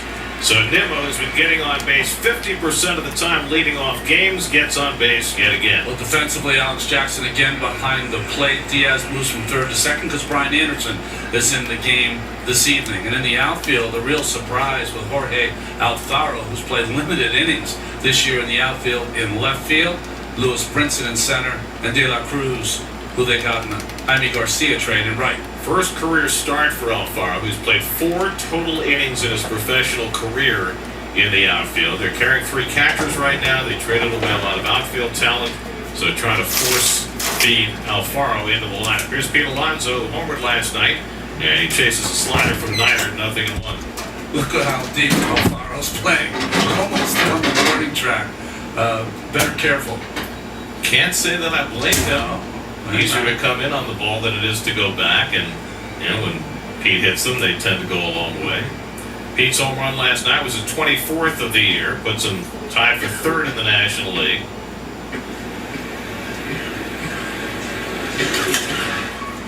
And he gets a breaking ball and pops it up into shallow left center. And Rojas waiting for it, one out. There's no way Alfaro was going to get there. That's the first out of the night. He could have run another 10 minutes and not gotten where that pop-up was. When he goes to that card, it only has 2 words on it: play deep. Or it may have play deeper. So 1 out and 1 on. Nick Neidert made his first big league start against the Mets. In fact, he squared off against Taijuan Walker at Citi Field in the Mets home opener this year. He went 4 1/3 in that game, allowed a run on 3 hits. This is now his 6th start. He had 4 relief outings last year in his first major league action. McNeil, who had a 19 on base streak, stopped last night when he went 0 for 4. Nimmo at first and 1 out. And Jeff takes a fastball up and away, ball 1. As you can see, Neidert doesn't throw hard. 24-year-old from Atlanta, second-round draft from the Mariners. He wants to pitch to contact, Gary. Doesn't strike out a lot of players. And if you watch his motion, a real separation from his arm and his glove. Just really rakes his hand back very quickly. And the changeup misses down to McNeil, 2-0. I mean, kind of an Ichabod Crane kind of motion as he takes it out and makes it as short as he can to get to the plate instead of that long, languid smooth action. He had biceps inflammation, which landed him on the injured list for about a month. After he came back, they sent him to the minors. His last big league This nigga makes mad fucking whites, bro. He's been in the minor leagues since then. And that breaking ball in, swung and missed by McNeil, and it's 2-1. Already McNeil talked to himself, missing this hanging slider. Pete missed a hanging changeup in the middle of the plate.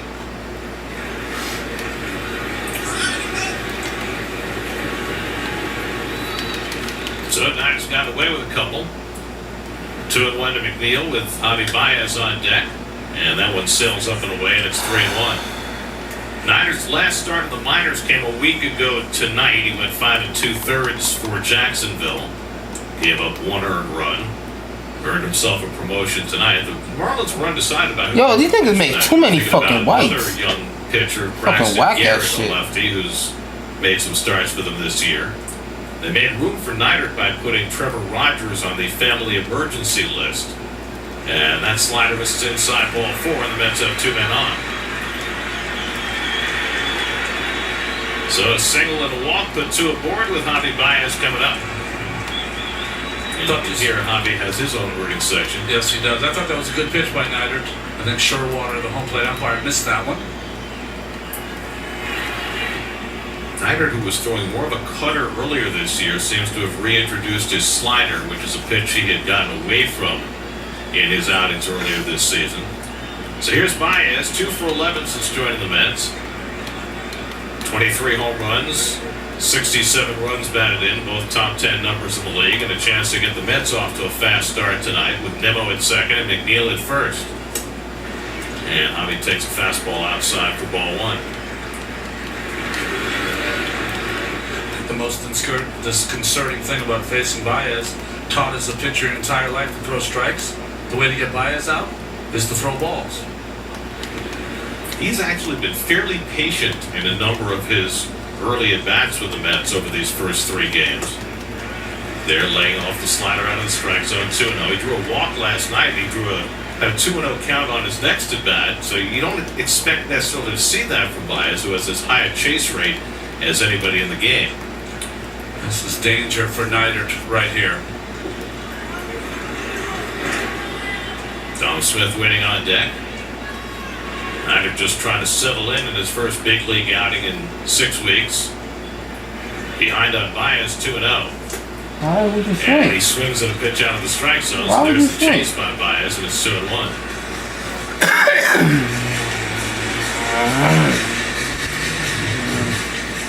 So you'd have to say that when you watch Javi Baez play, there's a predetermined act of swinging. He knows and determines he's going to swing at a pitch and lets it fly.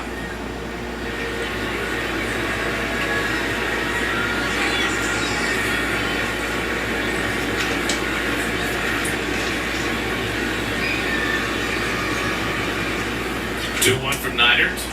And that breaking ball swung and missed. Another slider right over the heart of the plate that the Mets have not been able to take advantage of early.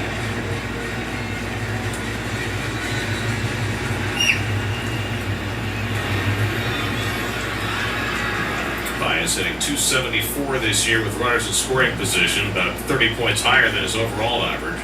Thus the 67 runs batted in, 7th in the league. And he chases the slider for strike 3.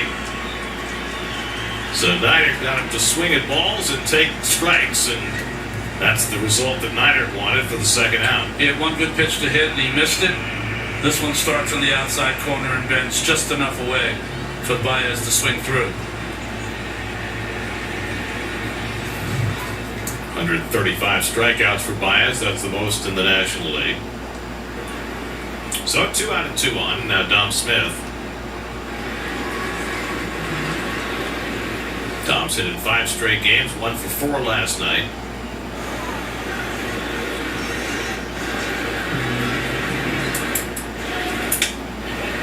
And he takes the first pitch curveball up and away for ball 1.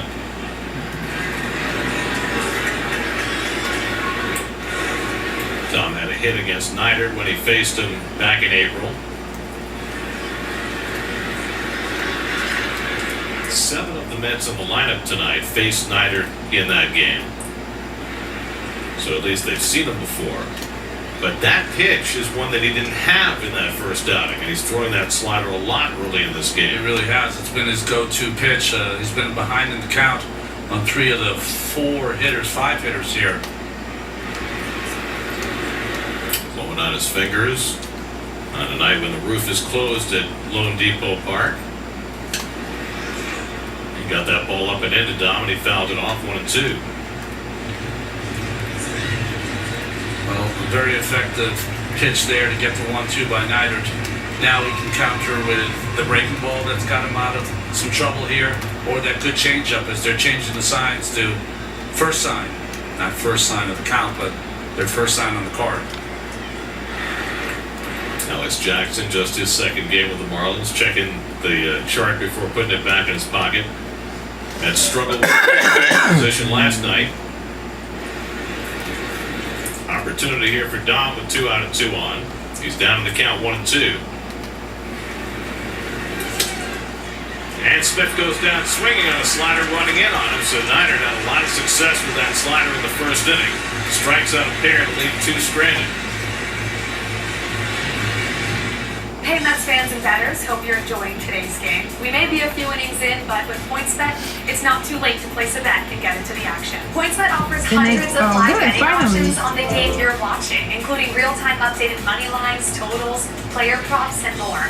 All are easy and all are fast. PointsBet is one of the only sites to offer single-game parlays on baseball. Mix and match with the money line, player props, game totals, and more. So place your bets, enjoy the game, and let's get back to I love it. So some of the reasons.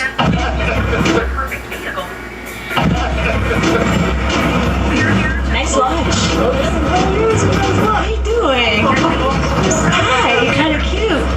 Your journey starts at Toyota's National Sales Event. En la obra, en mi trabajo, aquí estamos. Or lease a new 2021 Camry Hybrid for just $189. Bueno, eso no es el caso. Lo que pasa es que estaba aquí con los trabajadores y ellos estaban haciendo su labor y todo lo que es. Y yo me fui un rato, salí a hacer otras cosas. Entonces ellos se quedaron ahí trabajando. Voy a adelantar un poco para que no sea muy aburrido. Estaban trabajando como si nada y yo salí, ya no estaba ahí, me fui a hacer algo en lo que bueno, se estaban soltando. llega aquí, se acerca a los guardacampo, comienza a soba, comienza a sobar y luego se aleja. Pero me queda todo. Vamos a adelantarlo otra vez un poquito más para ver cómo pasa. Ahí le lleva a Uy, Cuban population in Miami. We did an open from there a few years. It's one of the best afternoons we've spent. Yeah. Here's your Hyundai starting lineup. Josh Chisholm going on the injured list, so Isan Diaz slides over to play second. Miguel Rojas moves up into the leadoff spot. Brian Anderson is Not worse than the shot that you took. lineup. Jorge Alfaro with the unusual spot. Shut the fuck up, nigga. That's why you're a pro and I ain't. Two straight over the Mets, facing Taijuan Walker for the second time this year. Well, you see the Toyota numbers, and the 3.71 ERA is not that bad, except that it was just bullshit. barely over 2 a month ago when he was an All-Star. He struggled coming out of the break so far. Last outing was against the Braves, 5 runs in 5 innings. Miguel Rojas leads off, 2 hits last night, including a triple, and he drives the first pitch to deep left field. The playable for Dom Smith in front of the warning track. 1 pitch and 1 out. Well, just got in enough on Rojas to get Walker an out. See the defense of the Mets, McCann behind the plate again. Of course, Baez with that Gold Glove will be in there every day at short. Heel willing. And then in the outfield that you thought would be out there for 100 games at least, Smith, Nimmo, and Conforto. Conforto subbed last night, back in there tonight. Isan Diaz hitting second in the order. Diaz played third base last night, second base tonight, had an RBI double against Tyler McNeil in last night's game, and he takes a strike from Walker.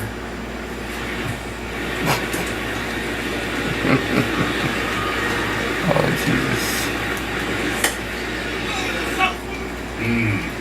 Splitter catches the corner at the knees, and it's 0-2. 2-seamer away in the black. Split changeup on black also. His last start, Walker really mixed in his curveball more than he had at any point this year. That high fastball line to left, and Dom can have to play it out of the hop, puts it in his pocket nicely to keep it from getting by him. And Diaz will hold. Are you fucking kidding me, dude? One-out single. Those are the simple mistakes that he was not making in the first. I ain't passing shit, nigga. Fuck out of here. We know he likes to elevate the fastball. You ain't got shit. But that 4-seamer never got there, and Diaz took advantage of it. Bad teamwork. Nigga, you took 4 bad shots in a row. Get the fuck out of here. Yeah. No, it's your whack ass internet. And now Jesus Aguilar, and if you look at the scouting report on Aguilar, you can usually get a free strike. He swings at the first pitch less than any can get a fucking in the ball. majors, just 10.3% of the time. It's like facing Keith Hernandez in the 80s. See, now Keith, his first at bat would always take the first pitch, but with men on base, he usually was up there hacking. Of course, like I said, ribeye steak. Nigga, you're whack. Just fucking swing the rock, my nigga. He can be very coy at times. Just lying in the weeds. Because you suck. Waiting for you to make a mistake. What else do you do? He does that with us too. I bet you won't. He just comes out of nowhere. I promise you won't. Just never expected. The timing is just perfect. Aguilar 75. There you go, another miss. He drives this one to center field. Ooh, he missed that shit. That's crazy. Third, he'll be held up there as Aguilar nobody scored. Second base with a double. Nimmo playing deep as he generally does. I think my dude is 1 for 6. Don't worry about my dude. You defend your dude. As he jumped for that ball as he would have otherwise. You know, that's a good call, Gary. He just got his feet mixed up so that when he went and wanted to leave, he was in the middle of his run. So he needed to take one more step. And after the first 3 shots, that's it. Make that play. But he left a little too early, and that cost him the play. You know, this nigga's gonna. I ain't doing no live. Just give me the fucking ball, man. So it's a double for Aguilar. His 18th God of the year. damn. Walker finds instant trouble. Second and third, 1 out. And Brian Anderson coming up. And the Mets going to play their infield back. Seen a lot of teams playing the infield in early inning situations. Anderson gets a breaking ball and pops it up. Out goes McNeil, and he'll call for it all the way. Staying at third base is Diaz as McNeil gets it in quickly to the cutoff man. Anderson very upset with himself. Got a breaking ball in the middle of the plate and popped it up. You ain't getting the ball, my nigga. You is not getting the ball. Just know that. Been a rough year for Anderson. He gets a good. Look at the score. Look at the scoreboard. Look at the scoreboard. And I'll tell you why. Start him off by Walker. So now 2 out, and yesterday's hero, Lewis Brinson, who hit the first inning grand slam. All right, let me see what you can do. I did not know this last night, but Brinson said after the game it was the first time he had ever hit a home run to right field in the major leagues. And it counted for 4. Slider down from Walker, 1-0. And I know that they spent a lot of time trying to get him to use the entire field. Maybe this will finally get him going for Mattingly and the Marlins. For a guy who doesn't hit it that way very often, he seemed to know it was going. Wow.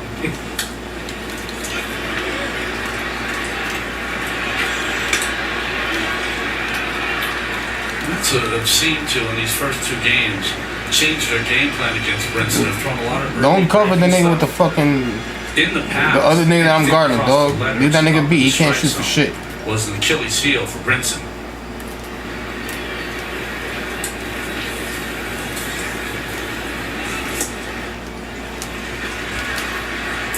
To Brinson.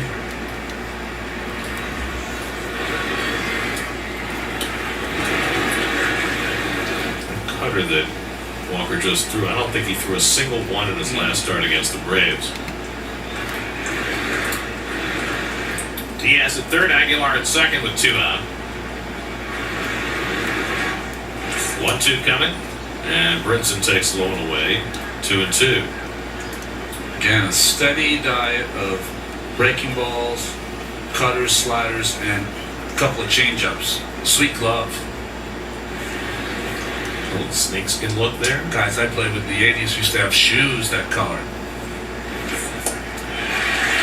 Good splitter. Nicely done. Una buena mujer. Y todo parece que ya participamos.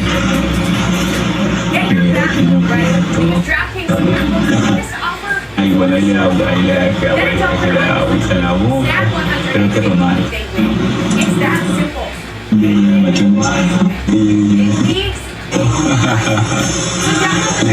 Los humanos. Using my hot tub, I would say I'm saving about $30 to $40 a month. That way I don't have to use my appliances. This thing is a money saver. I mean, this is like a cash cow for me.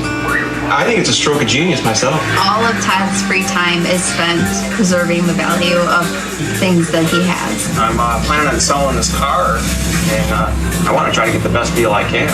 This car is 10 years old, and you would not know that by looking at it. If I were to sell my car, I think I could probably get $3,000 for fair condition. Plastic not only on the dashboard and on the steering wheel, but I've got it on the seats, I've got it on the floor mat. How Todd is able to drive in that car with all that plastic. 53 pounds. He has no pride.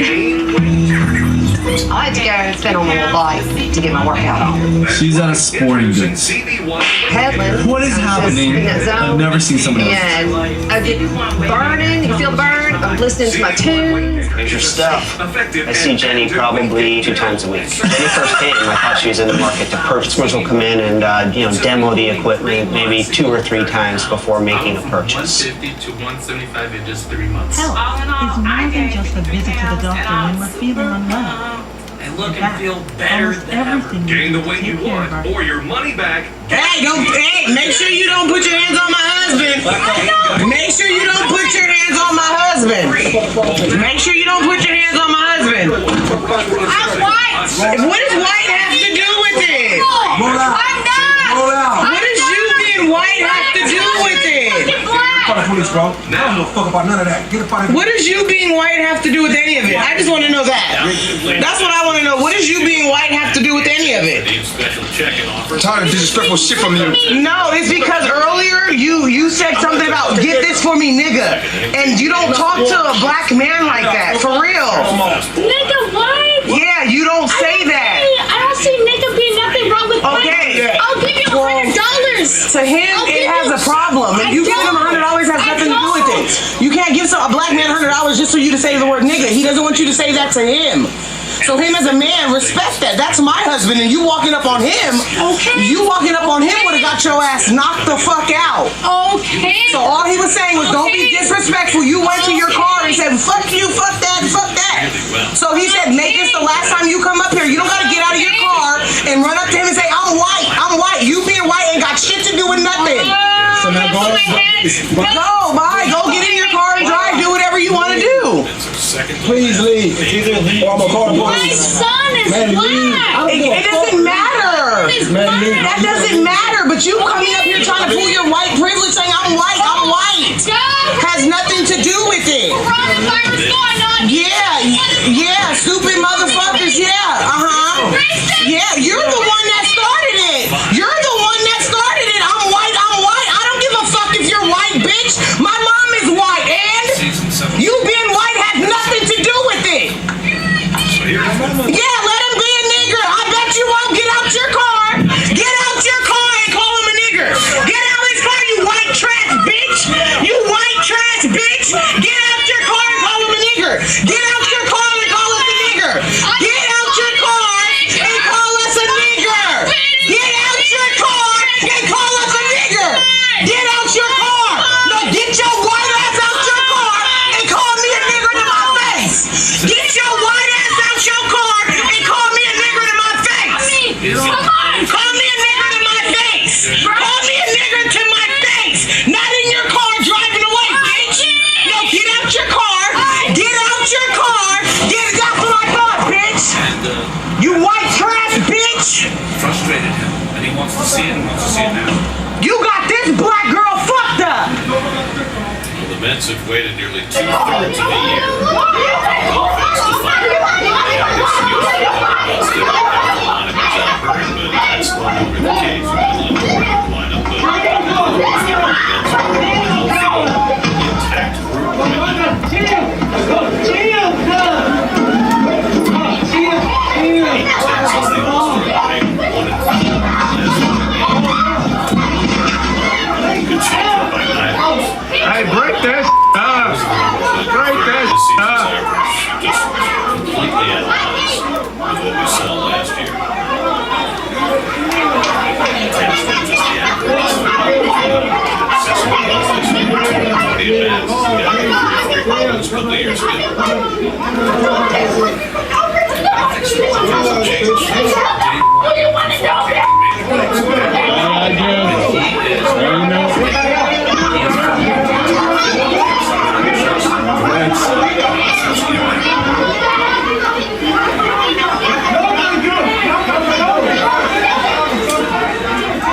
It's pulled up the right side, grabbed by Aguilar, gets the outside.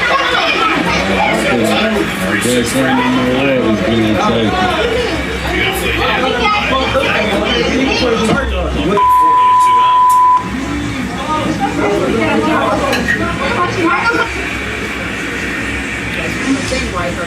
Two change-ups by Niner there. The second one produces this 3-6-3. I thought that Aguilar probably could have put a little more mustard on this throw because it became pretty close at first base, but they still get it. I like the way he spun though, rather than pivoting, spun around to get himself into throwing accuracy. What the hell I want to see?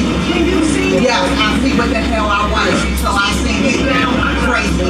No, you're the one who's not crazy. No, I'm not crazy. It's absolutely hilarious. Well, I'm glad you like it. It's hilarious. Good, I'm glad you like it. Yes. Good, I'm glad you like it. Because you're the crazy one. No, a little crazy. No, I might look crazy. I look good. Because crazy people can't wear this. So don't worry about it. It looks good, and I know it do. Because I get compliments all the time. Can you say that? No. Absolutely. Bye, Felicia. Bye, Felicia. Now keep your hands out my face. Yeah, bye, Felicia. Bye, Felicia. Keep it moving. Keep it moving. Felicia. Now.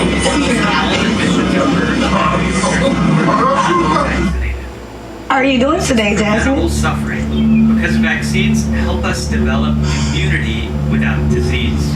I know that some of you have been waiting for the right time. I'm giving you to the count of 3. Sir, I'm not touching. was Virginia State Trooper Charles Hewitt and driver Derek Thompson. Officer, it's on camera. My hand is by my head. Car right now. Threatened. Now you're under arrest. Now you're under arrest for disobeying the law. I'm giving you lawfully to the count of 3. This officer has threatened me, and I'm making it known I am no threat to this officer. I've been threatened. Watch the show. Watch the show? This one has taken a while. Life is in danger. My life is in danger. How do you like that? How do you like that? Put your hand up. 2 years after this incident and nearly a year after the cell phone video was posted on social media, Trooper Hewitt has now been fired. Take a look at me. I'm a fucking specimen right here, buddy. Sir, I'm in on my last. My hands are up on camera. All right. I'm in no threat. You're gonna get your ass whooped in front of fucking Lord and all creation. Good grief. A lawyer involved with a lawsuit Thompson filed and settled said the state police recently terminated Trooper Charles Hewitt for cause. More information. Hello everybody, I'm David Schuster and thanks for watching. Last summer when this video first got posted on social media, the superintendent for the Virginia State Police said Trooper Hewitt's conduct was inappropriate. Quote, the conduct displayed by Trooper Hewitt during the course of the traffic stop is not in agreement with the established standards of conduct required of a Virginia trooper. Derek Thompson of Woodbridge, Virginia was pulled over on the Capitol Beltway in Fairfax County for an expired inspection decal. One trooper said she could smell marijuana. The police found no drugs in the car. Hewitt did all the talking and was the only trooper who appeared to assault Thompson. I'm giving you lawfully to the count of 3. This officer has threatened me, and I'm making it known I am no threat to this officer. I've been threatened. Watch the show. My life is in danger. My life is in danger. An internal investigation by the state cleared Trooper Hewitt of any wrongdoing, and Fairfax County prosecutors declined to press charges. In the settlement, the state police agreed to pay out $20,000 to Thompson, but admitted no wrongdoing. Thompson's lawyer, Joshua Ehrlich, said, quote, Mr. Thompson filed this case because Trooper Hewitt's behavior was unconscionable, and Mr. Thompson is happy with the outcome. He thought he deserved and received monetary compensation, and although the Virginia State Police did not admit to any wrongdoing, Mr. Thompson is heartened Trooper Hewitt is no longer on the street and thinks Virginia is safer for him. Before his career as a Virginia State Trooper, records show Hewitt served in the U.S. military and was stationed in Iraq. His social media history indicates that he was a fan of the Facebook group Team Chapo. Team Chapo was a page that promoted and supported Donald Trump and endorsed conservative causes. The page also posted racist, homophobic, and misogynistic imagery. Former Trooper Charles Hewitt has not commented to any news organization about this traffic stop, his firing, or his views about African Americans. However, all of this underscores yet again that some police put their own ego and power above the basic constitutional rights of the people they stop. And all too often, the police involved have a military background and a love for Donald Trump. Donald Trump is not the cause of racism and disturbing behavior by police, but the era of Trump has certainly helped fuel hatred and threatening language by whites in positions of power. Playing to the cameras is another Trump attribute. Watch the show, said Charles Hewitt. Thankfully, in Virginia law enforcement, this officer's show is over. That is a lot of I want you to focus on this man right here. I drove down the street, there was an unmarked state police cruiser. Because he is about to give you a glimpse of what officers discuss when they don't know the cameras are rolling. Tremont Park, and I was in the middle of so then he's telling a story that's about to get very dark. I had to keep coming. Hit people with the car. This dude is bragging about hitting civilians with his automobile, guys. Hit people with the car. Did you hear me? I was like, get the second.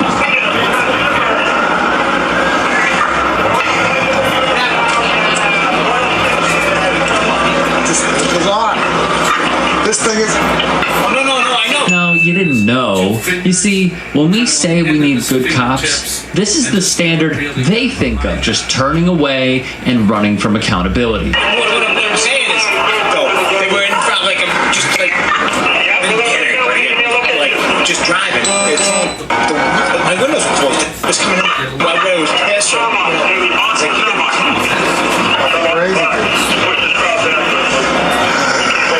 He is seeing his tenure as a Boston police sergeant pass right before his eyes here. So let's talk about this dude, shall we? His name is Clifton McHale.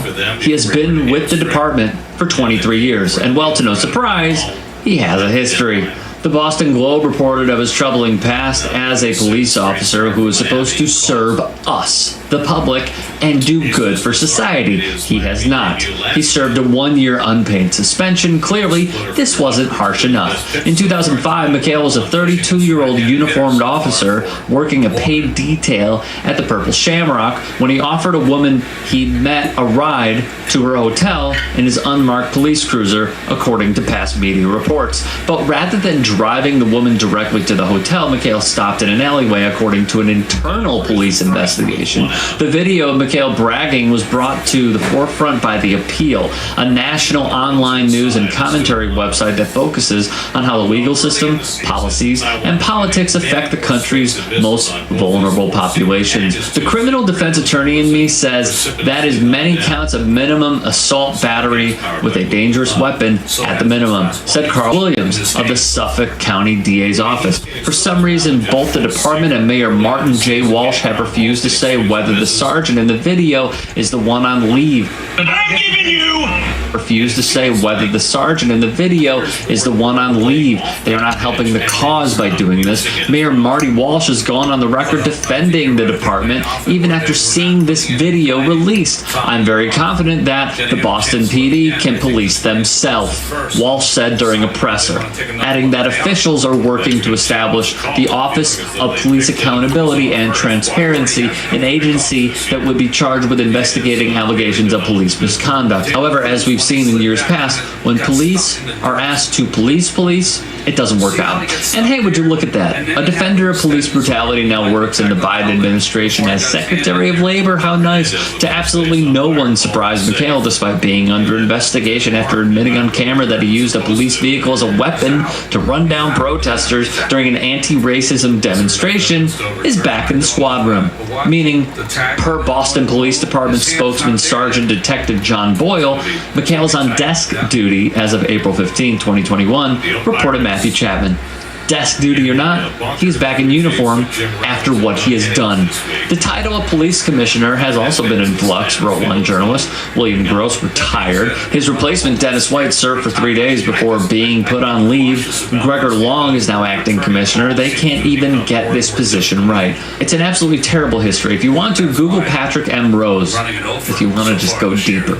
The lack of accountability, coupled with what has transpired in the past, shows this problem simply refuses to go away. He said, I want you to act like you're going to hit me with the car, and I said, are you sure? It took him a while to convince me that day. You could have really got killed by this train. You were there, it would look like a movie to you. People kept telling me, oh, I should have died. There's no way I'm not going to hit him. That was really scary for me. You ever saw the X-Men? My body can withstand so much pain, man. I'm a mutant. Remember this face, okay? This is the beginning of my career. He was like, this right here is going to blow up. This is going to blow up. The view count kept going up, going up, going up. It just confirmed that stupidity is a business now. I shocked the world. Who wouldn't want this life? Go get a real talent rather than kissing a bobo. Oh, wow. My name is Jalen. I'm from Boynton Beach, and getting hit by a car was the best thing to ever happen to me. Oh my gosh!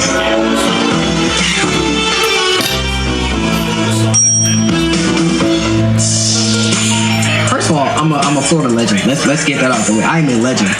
I am Florida man, actually.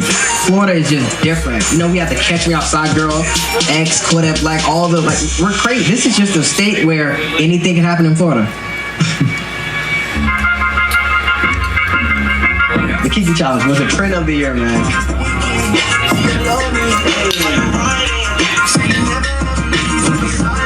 The Kiki Challenge is this popular dance that went viral from Drake's In My Feelings song, made up by Shiggy on Instagram. Each day it got crazier and crazier. The car started moving. The car wasn't supposed to move. People started running with the car. People started falling down, getting hit by the car. A deadly trend, yes. So far, but stayed up in the strike zone.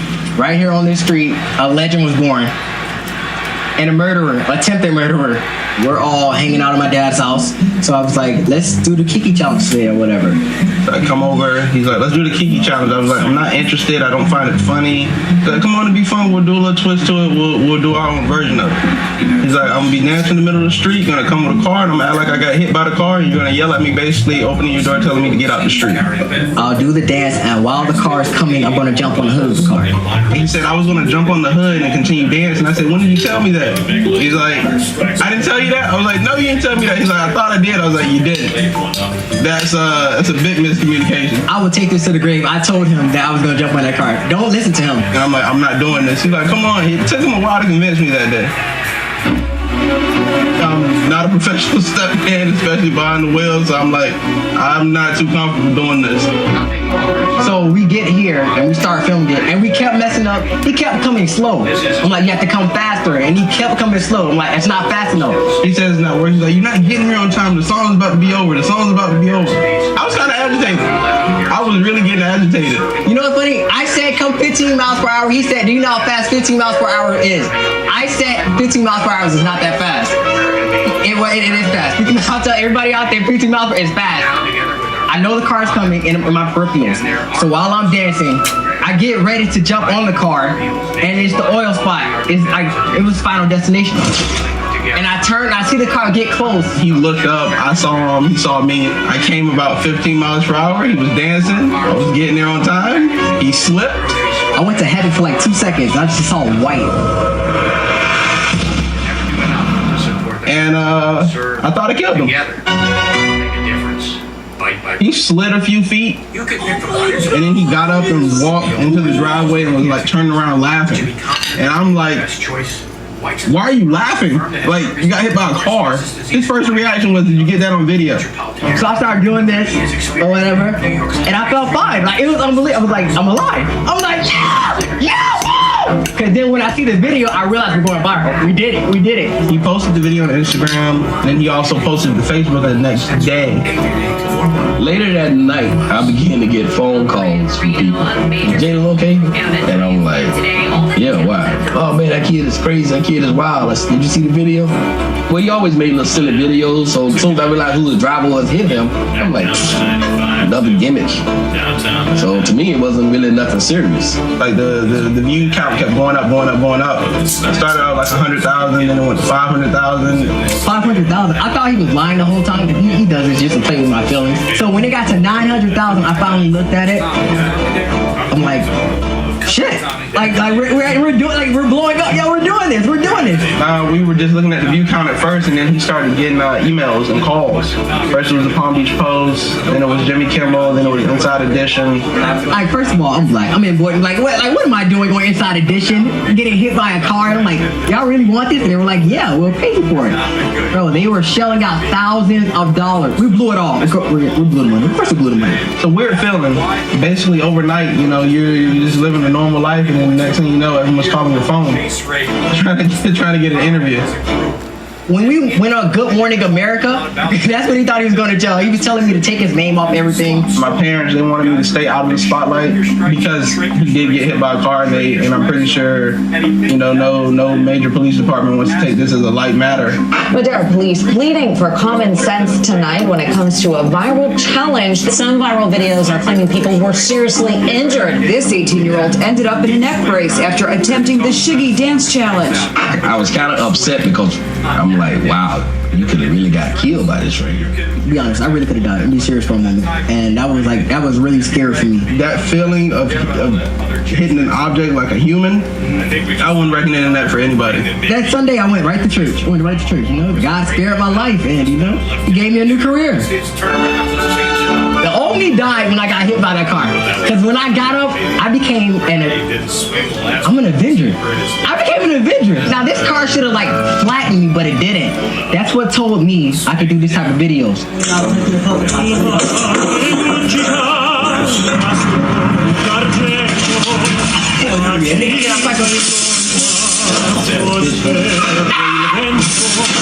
I went from like 5,000 followers, now I have like 50,000.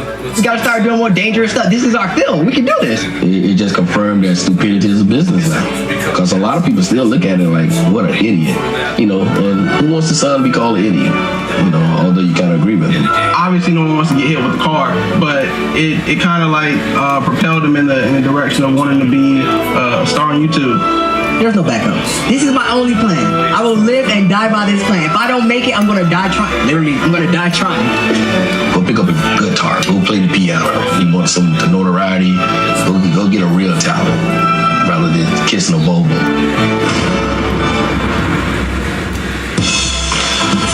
All in all, after everything was said and done, it wasn't too bad at all. Just the act itself was the worst part about it. I'm just blessed that my son is still here. Jay's very persistent. It's not the last time you heard of him. You know, just gotta stay tuned. I don't think it's gotten to his head. I think it has blown his head up 10 times more than what it was already. They want what's happening to you to happen to them. They're living through you. That's all it is. Are you jealous of Jay? Not at all. Not at all.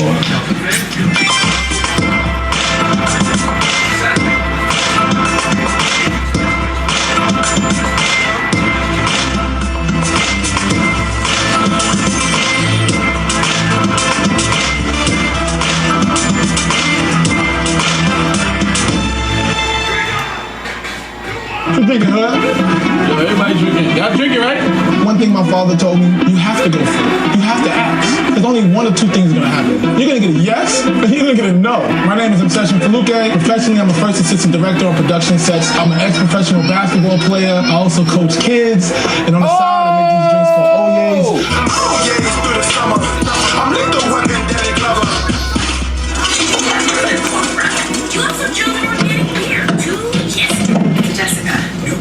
I have been making drinks since 2005. I started in college. Now, everybody knows me as Oye Mayo. I'm the guy with the drinks. I'm the guy with the Oyes. Everybody in New York City calls them Nutcrackers. Nutcrackers in New York is a summertime staple. You can find Nutcrackers on the beach, festivals, in the street. It's really just a concoction of different liquors with a nice sweet juice taste. We got blueberry. We got all the flavors. On a great month, no rain, all sun. I mean, you can make upwards to 20K. You're really not allowed to sell nutcrackers. I was never one of the nutcrackers that was like, nutcrackers, like trying to be out there, nutcrackers. I got what you need. No, I don't do things I can't promote.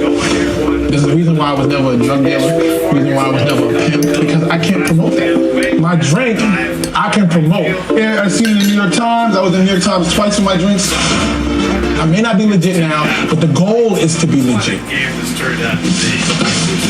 I've been doing this 15 years. 6 years ago, I started the brand Oye's, and from the first day that I started, I saw the vision. I wanted this drink to be in airports. I wanted this drink to be in stores, in bars, everybody's refrigerator. And all this time I've been doing it for the last 6 years, I haven't had that success. However, each year my hustle has increased. So definitely during this time of pandemic and coronavirus, I haven't been on any sets in the last 3 to 5 months. And that's how I make a lot of my money. A lot of the kids are not in school, so I'm not training kids. So this is very important to my livelihood, to keep it afloat, and even more important, and that is putting Oye's in the store, making it something legal, and making it a worldwide phenomenon. Being out from the neighborhood, Hennessy is one of the people's favorite drinks. They love the cognac with the mango. So I'm gonna do the mango, cognac, special. Ooh, look at that brown. The brown is in town. Yes. This heart has wings. The crazy thing is, right, I've been making these drinks so much, I literally don't have to taste them. Unless I'm trying a new flavor. But besides that, if you know, you know. I won't tell you what type of juice I use, because it's a secret. Somebody put me on, they told me not to tell nobody. Because before this, I wasn't using this juice. He told me you gotta find juice that's thick and I can hold the liquor. Some firecracker makers, they'll be making cognac and then they'll spike it with some 151. It's like, what are we doing here? That's a headache in the morning. I'm not doing it. I'm getting the cognac. I got the honey. I got the honey cognac. I throw about half of that in there. I am from the hood, Southside Jamaica, Queens, the West Side of Merrick Boulevard, but I wasn't necessarily raised by the hood. It is a word that I created around the time that I created Oyes, and the word is Shabbalah. And Shabbalah means everything righteous moving forward, and it's a Shabbat gang. It's a gang. It's a gang. You know, I know Vice, I know y'all used to gangs, right? But this is the most positive gang you ever heard of. It's a Shabbat gang. And we live righteous and we move forward, and we about pushing each other to the top. These hard hate we.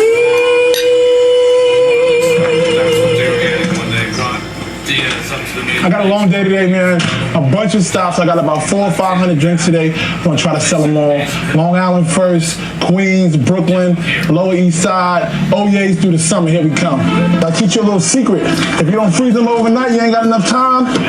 Go buy yourself some dry ice. My money colored, my face colored. I'm Danny Glover, big booty lover. Oyes through the summer. This is a fun track, man. It's about the Oyes. Every time I get on the road, I'll play this. Turn left on Stewart Avenue. Hold on, let me turn off this. The tougher it is to get it by the hitter, get those. Normally, I'm selling to New York City. Now, COVID-19 is here. Hey there. How are you? Good. I started deliveries. I got Henny, Patron, Ciroc, rum, honey, Jack.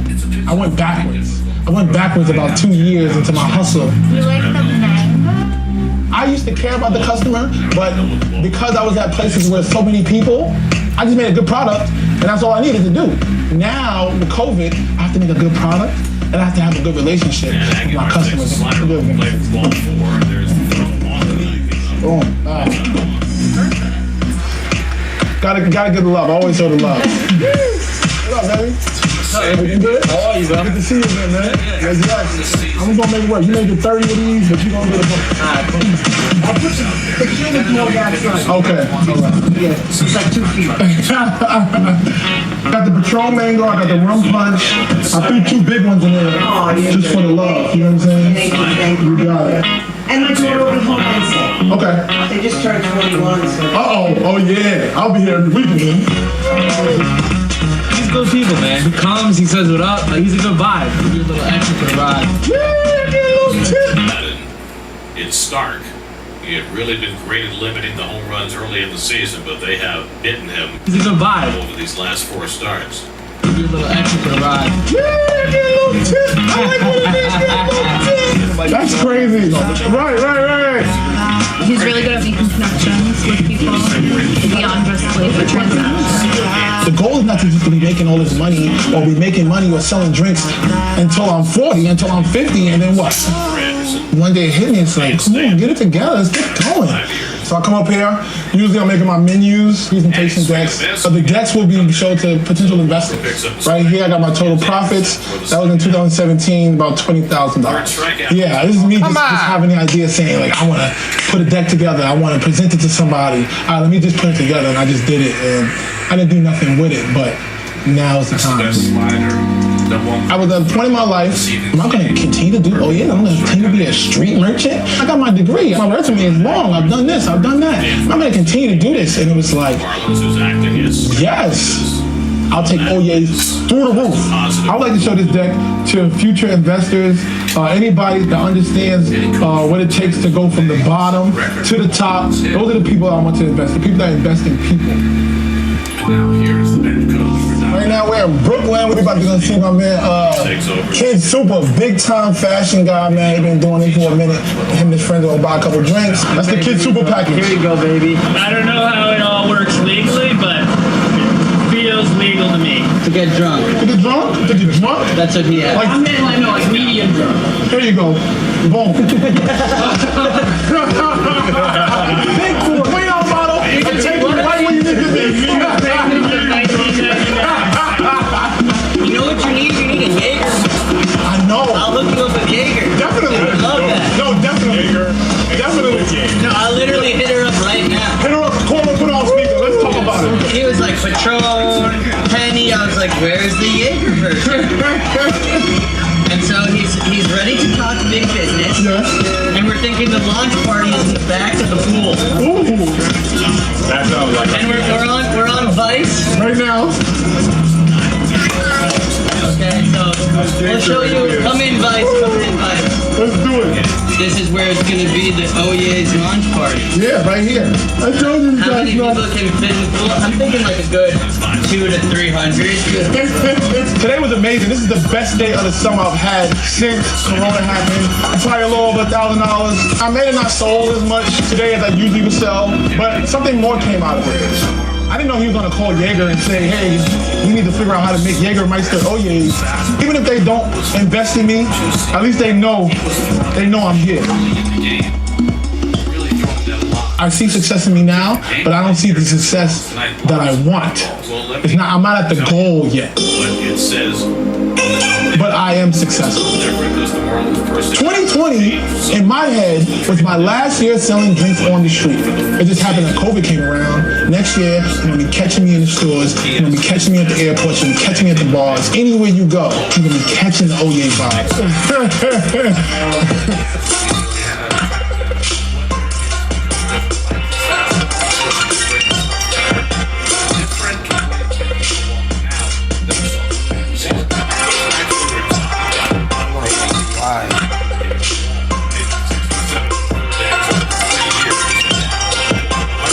This season, and maybe he just doesn't trust that fastball as a result of that. You're seeing that a lot of the fastballs are out of the strike. There's so sometimes you get to that point where you don't like your gap. Luxury cannabis product is. Oh, damn. Oh my God. Slap somebody. Oh my God. You deserve that. Bro, this is my best friend. I want to beat his ass right now. Just call me a towel because I'm taking up all the juice. I didn't want y'all to be fighting or nothing, okay? I really brought y'all here to talk it out. Do I feel good about slapping Mr. Ray? No. In the midst of all my marital craziness, my everything has been ocean. Hearing Mr. Ray say that I wasn't his dad was a huge trigger for me. I'm pissed off. You slapped out of me. But I'm not a punching bag. Like, you put your hands on me. Like, how does that look? Honestly. Appreciate it. Payback could be a mother, but I ain't even gonna do that. But you know, I'm not here on that tip, bro. I'm here because I thought we was friends. But then when my son got brought into it was when I felt away. But see, I felt like your anger was misguided. Like, I felt like that slap and all that energy that was with it was needed for a couple other people before me. Because last year, Ray J, Rockstar, all these people said so many demeaning things about your wife. And you didn't react like that to them. I feel like you and I have a different type of bond because you were there for me in a moment when I felt very vulnerable and I was blindsided in an ambush and attacked. I just was surprised that it came from you because the roles were reversed. Yeah, that's all it was. I really apologize. Never happen again, you know what I'm saying? If I feel any type of way, I'm gonna reach out to you. I mean, it happened. Friends fight or get slapped. I'm not gonna block my blessings by being mad at someone and wishing ill will towards them because they did ill will towards me. So I'm gonna have to accept his apology. But you do it again, and I'm gonna call Pookie in now. We're communicating. I'm being a friend to you. I'm saying me and Apple were together with K. Michelle at the hotel. We were just talking and drinking, and we heard her say that she's co-parenting with you, and that basically she's got another guy. Last night's game had a real hole up in the She said that. That's what she said. I'm gonna be 100 with you. I've done a lot, you know, and maybe, you know, I've pushed her to a point. Everybody can speculate on what they think they know, but at the end of the day, we're trying to fix our marriage, and that's that. Ain't no relationship perfect. I don't give a Right. I see a lot of couples on social media faking it like they just happy every single day. It's not real. What's real is love, like for real. You ain't gotta show out for nobody. And that's what I'm trying to get back to. Look, these last couple of years have been some of the hardest of my life. I made a ton of mistakes in my marriage with my family and my friends. I need to find a way to get back to happy and just be normal.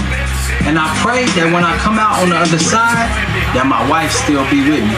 I appreciate you bringing me that information, but any situation that I got with Lyrica, I'm gonna deal with that with Lyrica. So I just ask that you just be there as a friend. I'll be there, and I apologize, and I'll do my part to communicate better. So y'all good? Like, yeah, nah. I'm calm down now. He should be cooled off now. Alright, well, I'm about to go home and wash my ass because you done got me sticky, and the last person that wet me got wet the up. Okay? So I'm gonna take this because you my bestie. Yeah, nah, I'm glad we in a good spot, bro. Alright, bro. Appreciate you.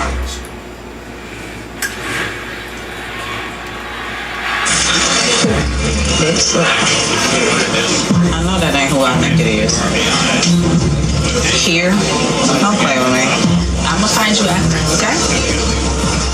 At a party I ain't know about.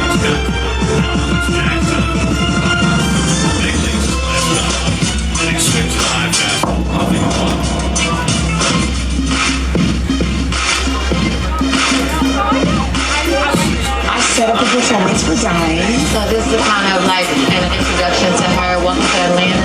Just to get her feet wet a little bit. Tonight is a big night for me in MF Management and for Dawn. It's the first time I'm putting her in front of an audience. We've had some bumps in the road and she still hasn't signed the management deal, but I think tonight is going to be the start of something amazing. I want to get her where she needs to be. It's crazy though because I've had so many people try to deter me from her, and I'm like, no, like it's something about her. She could be for one. Where you come from? Showed up. I'm gonna be here for you. I'm rocking with you. Appreciate you. See, Mimi asked me to come to this performance tonight. Curiosity killed the good guy, so I came. See, I know all about Dime Piece, dollar menu assets, but I ain't never heard her perform before. You know, the good guy only works with the best. Maybe I got a track for her, and maybe I don't. I ain't betting on it yet. Thank you for coming, even though I know you're not fond of her. I'm only here to support you. I know. I just set up this little performance for Dime. I want her to, you know, just perform in front of the audience. Yeah. And I know you told me not to do it, but guess what? I'm gonna rock with it until she proved me otherwise. She gonna sign a contract? Well, that's what I'm hoping for. Right about there on Live Overseas, Jessica Dime.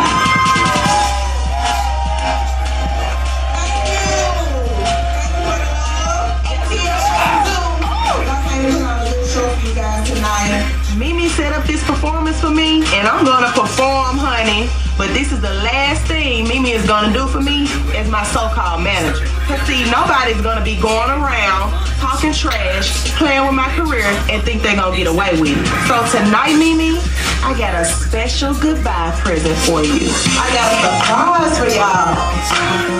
What I got, y'all?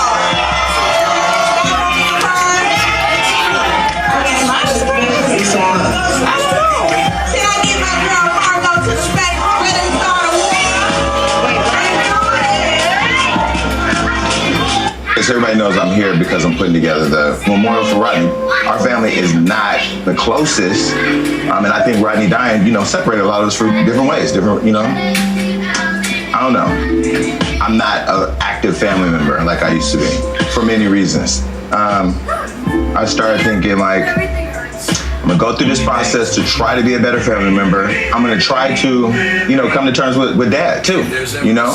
When I was 8 years old, I was put into foster care because my mother was addicted to drugs and my father wasn't there. My mother passed away about 6 years ago, and me and my father's relationship is just not in a good place. I didn't really know I had daddy issues until my mom died, and she said, before I die, I need you to forgive me. You know how me and my mom was. You guys used to always tell me, be nice to your mom. You know, I have no issues. But I didn't have my mom my whole kid life. So I had a lot of anger. You can't be good to somebody who gave you up. None of y'all been in foster care. None of y'all know how it feels to live with people who molest you, manage you, but don't love you. My dad had other women and other kids.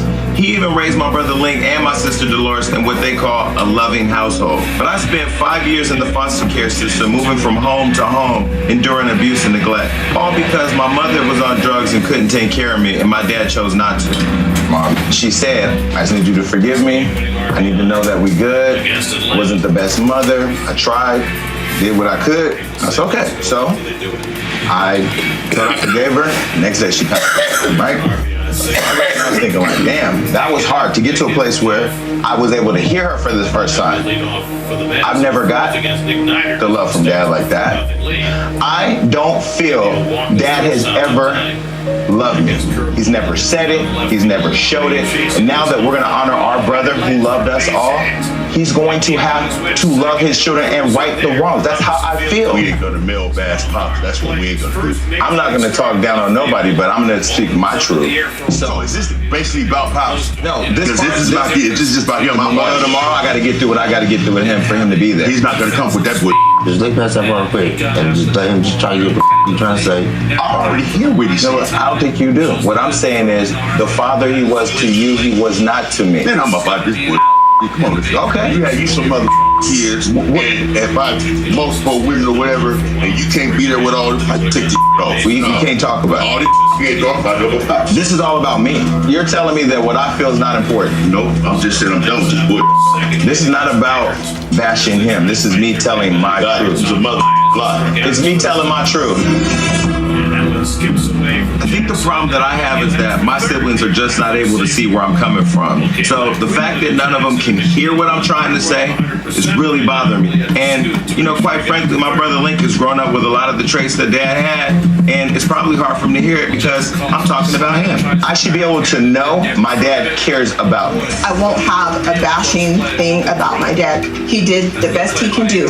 And I think that some of the things, they need to be private, maybe a one-on-one. I am more than happy to talk to my dad because this is a conversation that's long overdue. I really want to get some things off my chest and see if we can repair this relationship. I feel like he owes me a conversation. This is really how I feel. 13 have seen only one or two pitches in their at-bats. My Niners throw only 35. Oh, wow. Yes, sir. And everybody else just need to wear linen. Man, we can do the shirt with this. You feel me? We ain't got bitch hot, Doc. You be hot because of yours. You feel me? Outfit ain't about 350. Outfit 350. My wedding is rapidly approaching within a couple of months. Now we've decided on a destination wedding in St. Lucia, so of course Kendra is driving. Is you crazy? I'm going over the wedding plans, and I want the girls to wear canary yellow. We already talked about this. I already know you know this. But I want the matron to wear silver though. Man, can I finish using the restroom, please? As a managerial, How's the wedding planning going? I didn't really care to even get involved. Huh? I'm a little nervous. Cold feet, little feet, man. I really feel like I have lost total control of this wedding, this relationship. I ain't even picked out my groomsmen yet, but guess what I have done? I've invited a lot of my partners out with me to go suit shopping, and we kind of get a feel for who should be who. It seemed like the moment after we married me, a little different than how. What you mean? Like, she'll get mad at me about nothing. She'll be like, what colors are we doing? I'll be like, baby, you know, I really don't know. See, that's the problem. That's what we not about to do. She always hit you with that. That's what we not about to do. But as a woman, though, that's what they do. It's more than just thinking of a wedding. It's like, hey, go get them nuts chopped off. And if Bam would do that to me, man, I would be devastated. Cause I'd be like, yo, man, look at him, man. Look at Bree. These are beautiful kids. I mean, Exactly. Where's Mammy at? Yeah, she went on a ski trip with the girl. Oh, that ski trip. Yeah. I got Eva because Mimi is over there. I got my Oh, Sierra went too? I just seen the baby girl Perry going through that situation, bro. you know, that situation real deep for me, man. Like, because at the end of the day, you know, I've been through a worse situation. And that situation could have been just as worse. No, did that? You heard about Rashida and Kurt? Son, because the son got locked up with Kurt. I think I heard that on the radio with some guns and all that. What happened? Wow. It kind of came across out of that, you know, that family. So I didn't want to be putting that out there. Right. Absolutely. Okay. Looking real shady. Hey, what's up? So we know I had to come support the homie Jock, but more importantly, I'm really here to holler at a shooter. It should have been no reason that was a secret of him and my sister being together. Sisters is off limits. How he went about it was completely flawed, and I ain't feeling it. When the bachelor party? That's what I want to know about. I don't want the traditional bachelor party. I don't need strippers. I mean, I don't care about strippers. Somebody done told him no strippers. So you somebody already done told him. Somebody done told him She no already strippers. put the word out. Let's just be clear. Do you want strippers or not? June 21st. Now we got time to figure out the bachelor party and all that, but I better see y'all at my game night in a couple days. Now I understand that Jock gonna be a changed man like Steve and myself. I know damn well he wants strippers at his basketball. Man, to the bros, peace, blessings, and prosperity. And love, baby. Love, baby. He trying to get it. He reaching back for the glass. You can't get it, man. You gotta drink that milk, baby. You go? I need to holler at you before. Okay, cool.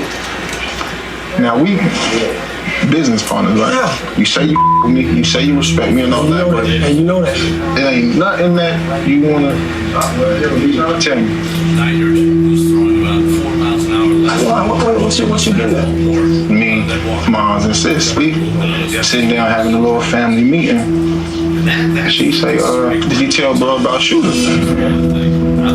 So you ain't been blowing my phone up, but I ain't got around to answer. You're right. Early in the season, we saw Now I guess I know why. Now you my man. I trust you. You trust me. right now. No, this the thing. Before you even found out that was your sibling, saying she jumped in my DM, and we started hitting it off.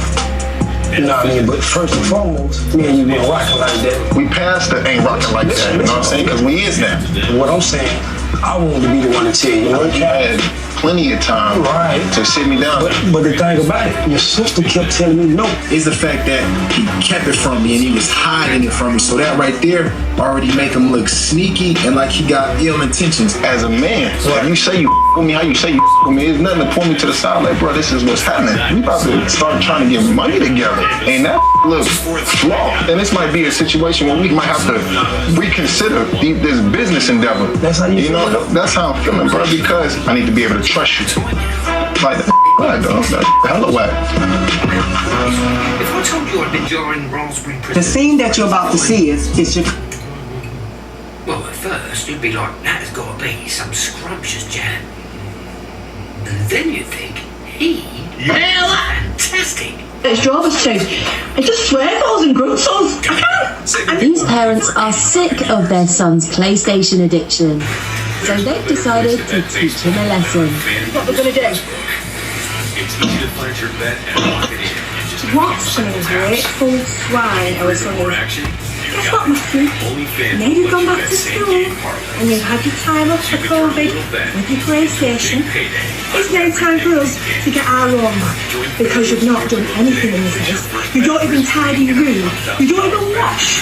And you don't even get any fresh air. And me and your dad are sick of you being like this. Out of it. Experience iconic luxury like SUV, The lazy like the XT6. I've had enough of this all day. What's wrong with a book, eh?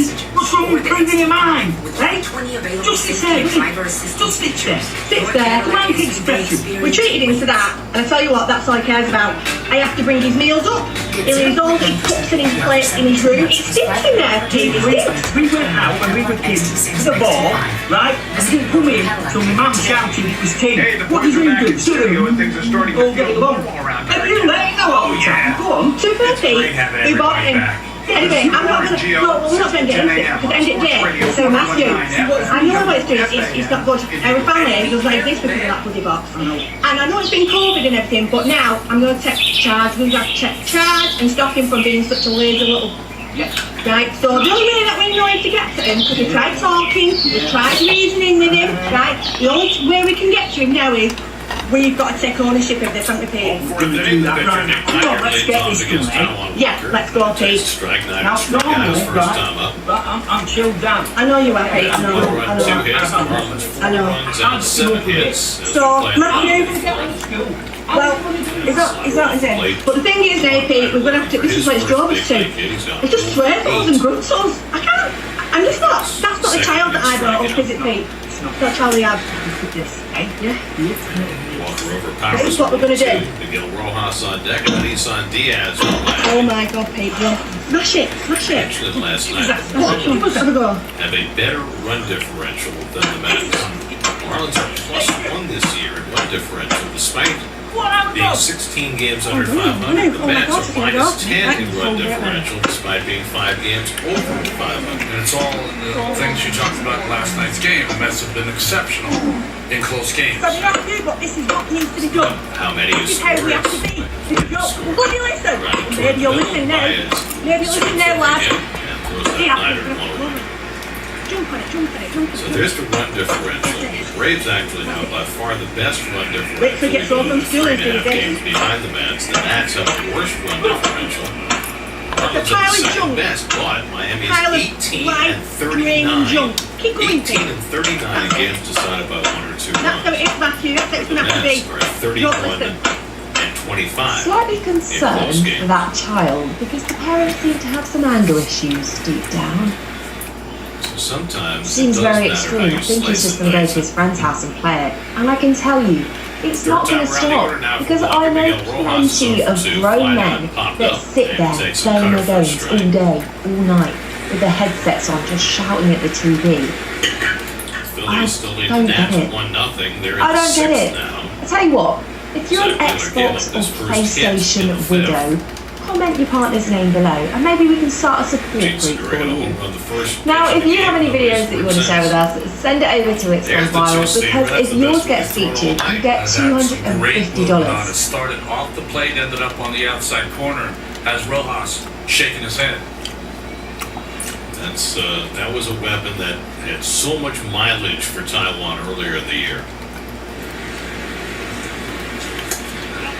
It's funny how that comes and goes, isn't it? I mean, we've seen it with Jerry's Familia this year, that all of a sudden his sinker has come back. You know why he's come back? Because he's throwing it. And I think that's the big change from Familia. He got into a place where he was trying to be a 3-pitch pitcher. And that's all well and good, but not for Jay Reese. He is a pound that sinker over and over, and for the speed differential, occasionally throw that split finger. 1-2 coming to Rojas, and just missed. 2-2. I mean, you threw a sinker, and you know the vagaries of the pitch. It is. It's one of those pitches that grip, arm angle, release, all of those things affect how it breaks, when it breaks, how late it breaks. Back to Walker, he kicks it, leaves it in front of him, and throws him out. So Rojas retired 2 away. Walker presents a serious roadblock up the middle, even if he doesn't get a glove on him. If this just hits him in the leg somewhere, right between them. Close the 5-hole. He did. Make a heck of a goalie. Slap some pads on him. Take up the whole net. Those broad shoulders. So a chance for his first 1-2-3 inning of the night, but he's got to get through Isan Diaz, who's already 2 for 2, including a home run his last time up. And that 2-seamer fades outside for ball 1. Diaz an opposite field single in the first, and then he drove a home run, his 3rd of the year, into the seats in right field. Fuck out the way, nigga. Walker is certainly using his fastball more in this inning. Both the 4-seamer and the 2-seamer.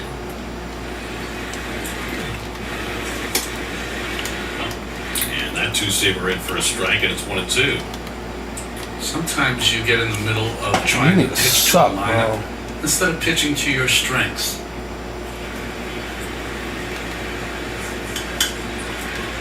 And the curveball bounced slowly. In comes Baez, makes the sidearm toss, and that retires the side. 3 ground ball outs for Walker in his first 1-2-3 inning of the night.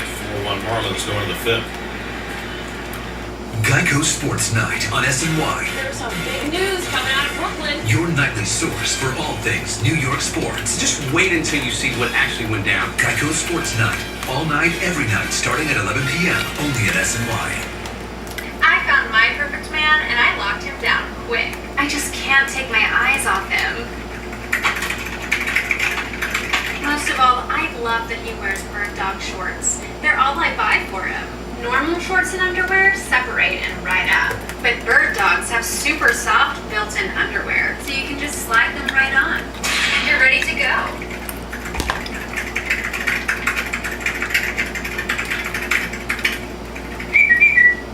I gained 53 pounds. gain weight? I gained 53 pounds with CB1 Weight Gainer. That's right. Introducing CB1 Weight Gainer, the weight gain pill. I've been skinny most of my life. CB1 Weight Gainer totally changed my life. CB1 Weight Gainer is a safe, effective, and patented weight gain pill. I searched and searched online and I finally found CB1 Weight Gainer. It took me only 3 months to gain 30 pounds. I went from 150 to 175 in just 3 months. All in all, I gained 53 pounds and I'm super pumped. I look and feel better than ever. Gain the weight you want or your money back guaranteed. Order today and we'll include the exclusive Weight Gain Guidebook. A $19.99 value free. Call now and we'll also upgrade your order to rush processing. A $6.99 value absolutely free. That's right. Save over $25 when you call or visit cb1weightgainer.com now. Special guest Terry Collins shares some stories about R.A. Dickey's Cy Young season, Matt Harvey's debut, and the Mets' run to the 2016 wildcard game on the latest Shea Anything podcast presented by Verizon. Subscribe wherever you listen to your podcasts. Fifth inning, Michael Conforto leads off against Nick Neidert, who works with a 4-1 lead. Conforto grounded into a double play his first time up and takes a fastball high from Neidert. Lower third of the order, Conforto, McCann, and Walker. Taiwan has thrown 72 pitches through 4 innings. That's down by 3 runs in the 5th. But you have to consider what's to follow when you think about a pinch hitter. You've got Carlos Carrasco tomorrow, who threw 4 innings in his first start. Maybe we'll go 5 tomorrow at best. And then you have Rich Hill on Thursday, who is basically a 5-inning guy. So you're going to have to use a lot of bullpen the next 2 days. You know that going in. Does that make you go further with Walker today? It's part of the conundrum the Mets are dealing with right now in the absence of Jacob deGrom and a guy who will consistently get deep into games other than Marcus Stroman.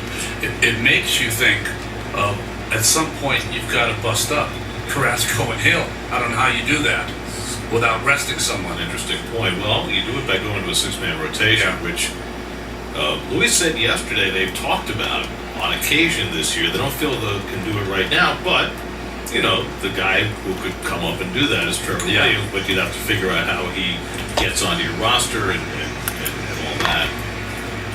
But, you know, for all the talk about the Mets offense, and certainly the Mets offense has underperformed for the majority of the season, since the All-Star break, the Mets are 8-10.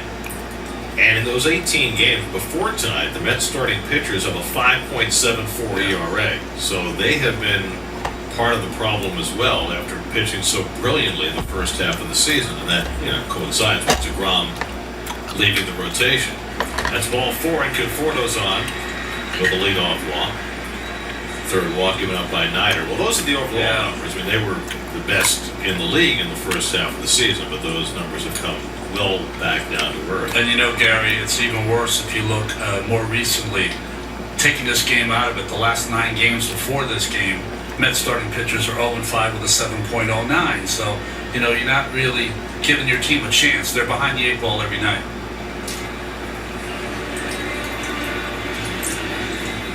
Walker is around the bat rack, and there's nobody up in the Mets bullpen. So it is certainly one of those nights, because of the configuration of the rotation right now, that you have to count on Walker to give you a couple more innings. Well, best case scenario is McCann gets on and then Walker can bunt them over. McCann grounded out to short his first time up. He's now hitless in his last 8 at-bats. Dave Joust saying, if I were pitching, I'd throw it right down the middle to you. So hit 3-run homer. Question is Walker going to bat lefty or righty if he comes up? Batted left-handed his first at-bat, struck out on 3 pitches. First time in his career he had batted left-handed. Presumably because he can't swing right-handed right now. Last start he was forced to try and bunt because he was not permitted to swing the bat. I remember when we used to face the Cardinals in the 80s, Joaquin Andujar used to bat from both sides of the plate, and you never knew when he was going to do it. Wasn't necessarily left versus right or right versus Just left. how he felt. Well, we've seen Javi Baez bat left hand, right? That's right. Against the position player. Line the other way. De La Cruz goes back, and he made the catch. Another terrific play by Brian De La Cruz. We saw his arm in the last inning, and now we see his ability to go back on the ball. That ball seemed to have beaten him, and he made up the ground and made the play to retire McCann. Boy, you have to love what you're seeing if you're in the Marlins organization. You're hoping his bat catches fire, but the ability to go back on this ball and then come in on the ball by Baez is something to watch. Outstanding. Now the Marlins traded their closer, Yimi Garcia, to Houston and got back Brian De La Cruz. And now Walker up to bunt, bats right-handed, where he's more comfortable to lay down a bunt. De La Cruz showed off the arm in the last inning on the ball hit by Baez, keeping McNeil at third for the moment. Also has picked up his first 2 Major League RBIs in this game. So quite an impressive performance by a rookie in his 5th game. Walker fouls off the bunt attempt and it's 0-2.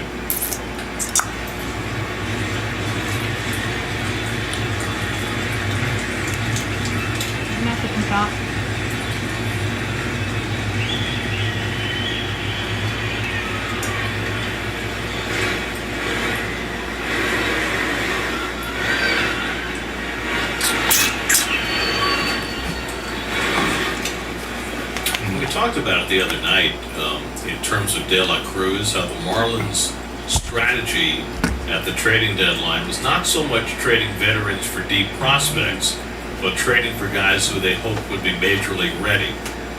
And De La Cruz, who had never played in the big leagues before this past week, is now getting his first taste. And the Marlins are seeing what they've got. Walker stabs at it and misses for strike 3, so Taiwan unable to get the bunt down. That's the 5th strikeout for Nider.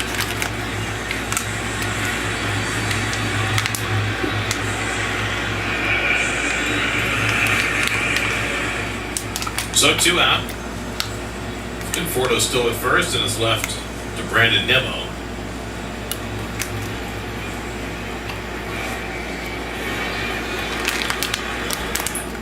Nimmo at a base hit to right center, leading off the game. Then he flied out to center field in the 3rd. First start in 4 days for Brandon, who had been sitting with a hamstring issue.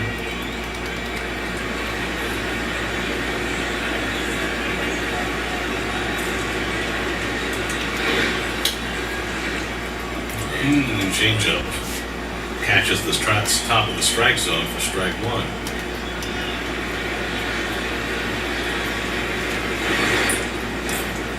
Generous call produces a smirk from Nimmo. That's the worst you're going to get. You're never going to get a scowl. Smirk is about it. The 5 strikeouts for Nider tonight are a new career high for him. It's only his 6th big league start. And the curveball bounced slowly, and Nider picks it up and takes it himself. Aguilar says, "I'm not needed." Side retired. Halfway through a 4-1 Marlins. Dear stranger, you don't know me, and I don't know you. I don't know that you still dream of getting the band back together, or that your first love was cricket. I don't know that you fought for your country, that you're going to name your child Miracle, or that despite them calling you chicken legs, you made it all the way to the top. What I do know is that in the 22nd minute, when I had nothing left to give, and I got it, it's you who shows up for me. Give me a little more. It's you who keeps me going. We're in this together, Peloton. So, dear stranger, really? We aren't strangers after all.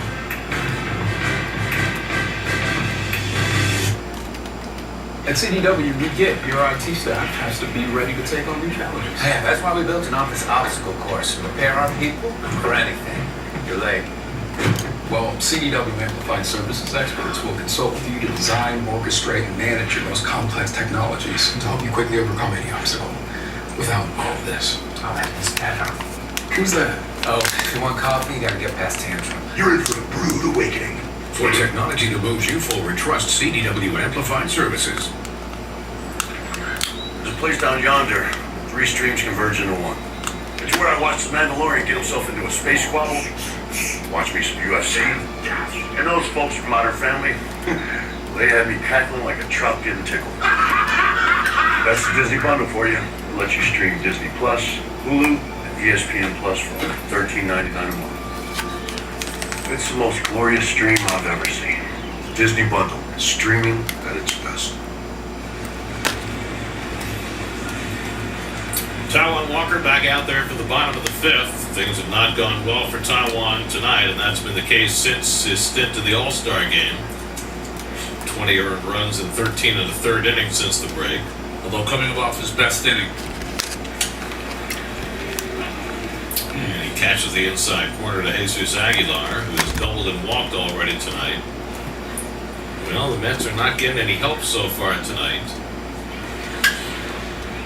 Curveball. Give me the damn fucking ball, bro. And Nimmo is there to retire Aguilar 1 down.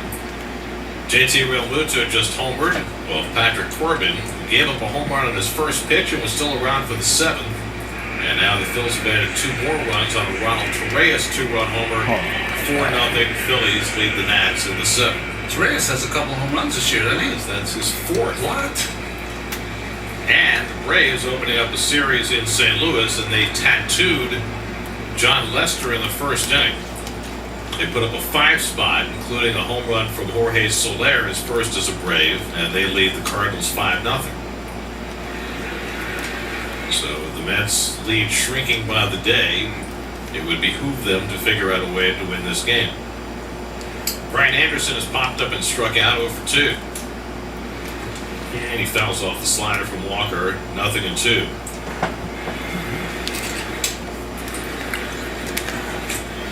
The Phillies 2.5 behind, leading tonight while the Mets trail. Those 2 teams will be playing this weekend at Citizens Bank Park. And this really is the opportunity for the Phillies when you think about it. Playing the Nationals in a 4-game series and have the Mets come in. That means Wheeler will pitch on Sunday for the Phils.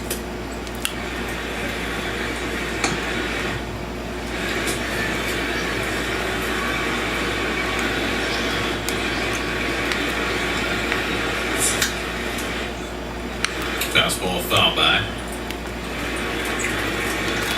Right now, if you had to guess, you'd say the Phillies will throw Kyle Gibson Friday, Ranger Suarez in his 2nd start since coming out of the bullpen Saturday, and then Wheeler on Sunday. Popped up into shallow right. In comes Conforto. And that's the 2nd out. All of a sudden, Walker's starting to make some better pitches, throwing more fastballs. He's retired 6 in a row.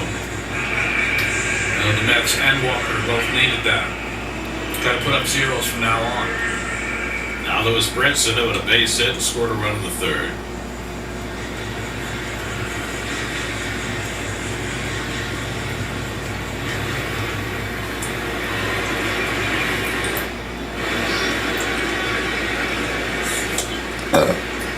Brinson had a career-high 5 RBIs last night at the Grand Slam, and then he drove in a run with a ground ball in the 8th. Came into last night with 8 RBIs for the year. Hey, Papi. Behind the bag, a long throw for JD to make. How you doing? And right on target to get Brinson. That retires the side. So Walker's retired 7 in a row. Now the Mets need to get to work with the bats now 4-1. Where's on with me, my friend? Because we're playing now. Cold War or Warzone? What? Cold War or Warzone? Warzone. Like the actual Battle Royale? Yeah. Okay. Huh? You said what? I said okay. Alright. Well, I'll let you know, then I'll get the check. One second, let me tell my friend to put it on. New York State summer is just waiting to be discovered. Okay, Bob.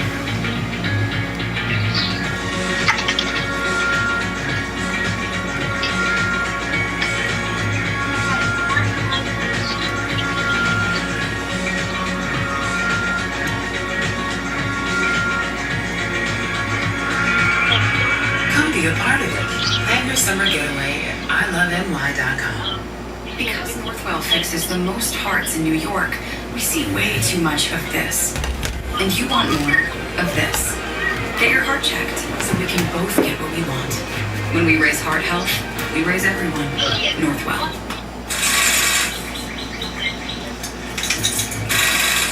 Really? Really? Free testing and charging? And if you need a new one, we've got you. Welcome to America's #1 battery destination. AutoZone, your battery solution.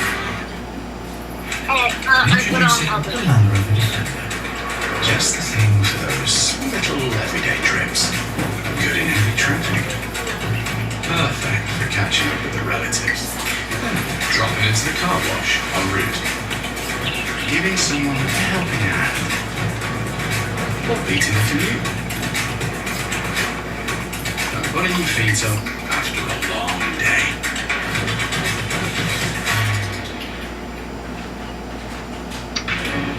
I'm Eamon McInerney with your 6th-inning game break presented by your Tri-Honda dealers. Phillies in Washington already up 2-zip when Ronald Torreyes goes yard off Patrick Corbin. His 5th of the year. It's a 2-run shot.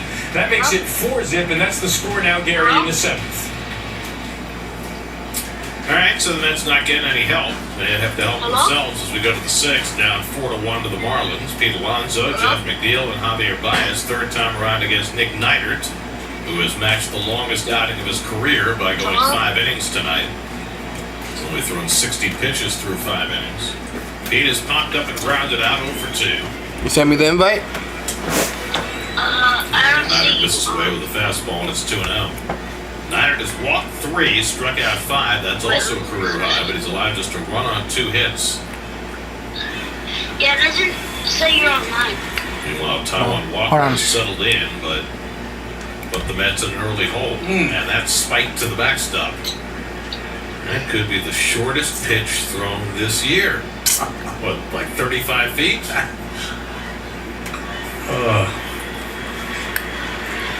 Figures don't always work the way you want them to.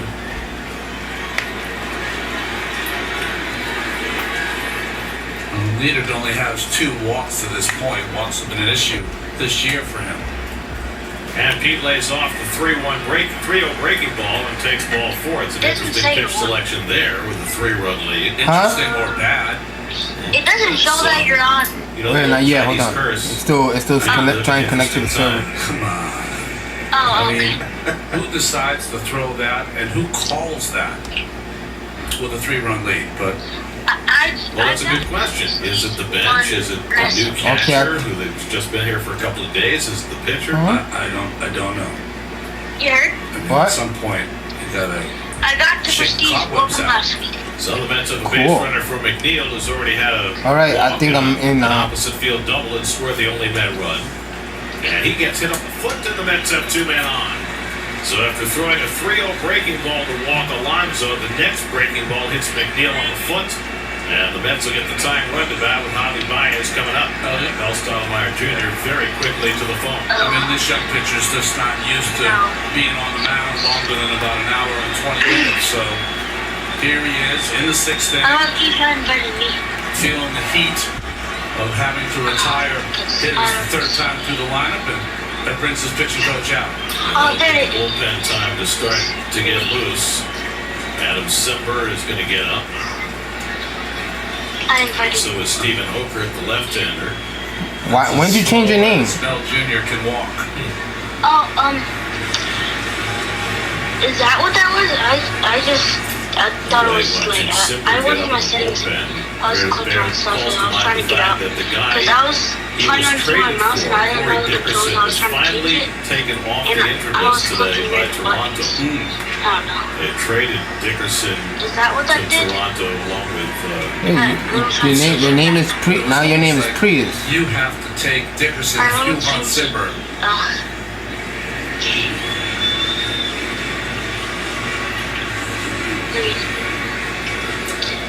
Now, Neidert has put his team in a place where one swing of the bat by Baez gets the Mets right back in it.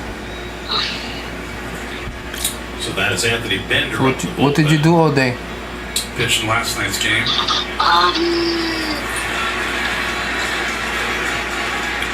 nothing really. Go ahead, pick a game. Oh, yeah. Let me go to game chat stuff until my time to start the game, because I'm not playing. Baez gets a curveball for a strike, nothing in one. So, I can go in game chat. Okay? Okay.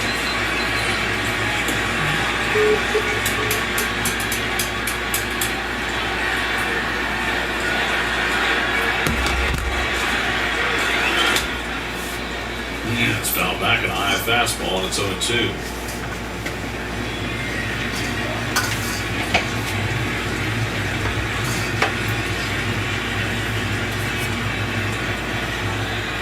Neidert has never gotten it out of the 6th inning in his big league career.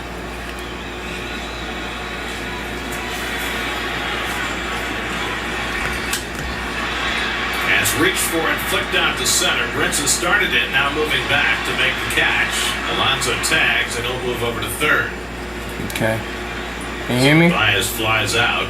Okay. And Alonso now at third. McNeil at first with one out.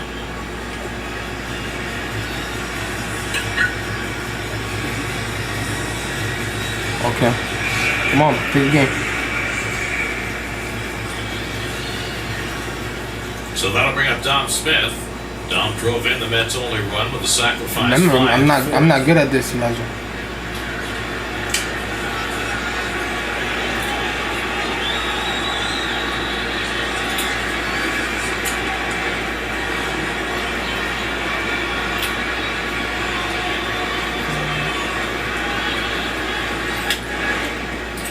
Curveball balloons outside for ball one.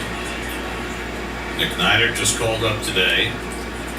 First big league outing since June 21st. His numbers entering tonight, the walks have been an issue, but not in tonight's game. Yeah.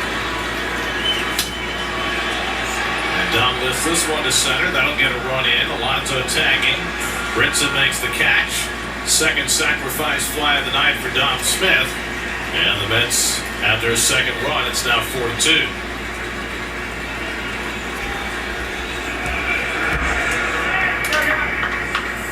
So the Mets have a run home without a hit, a walk, a hit batsman, and 2 fly balls, bringing home Alonso.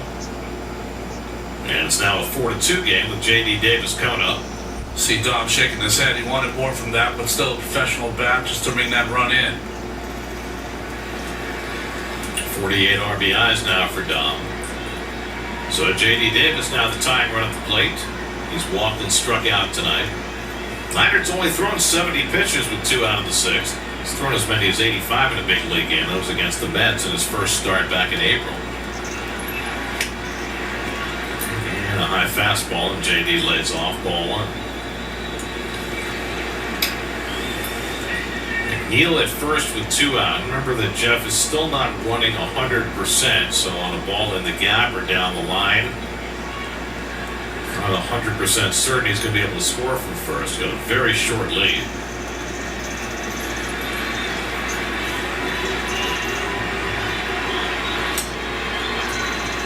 And JD takes a slider off the plate, and it's 2-0.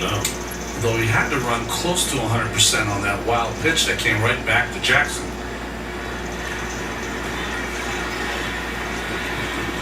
I'm not sure his 100% right now. What his 100% was at the beginning of the season before he first hurt his hamstring. And Davis takes one on the corner. Generous call by Stu Sherwater, and it's 2-1. Yep. Really is kind of a big pitch. Changes this at bat. 50-50 call. Well, yeah, but although in a good sense, if it's 3-0, doesn't matter. I'd like to see J.D. Davis swinging here. So he's back in the at-bat.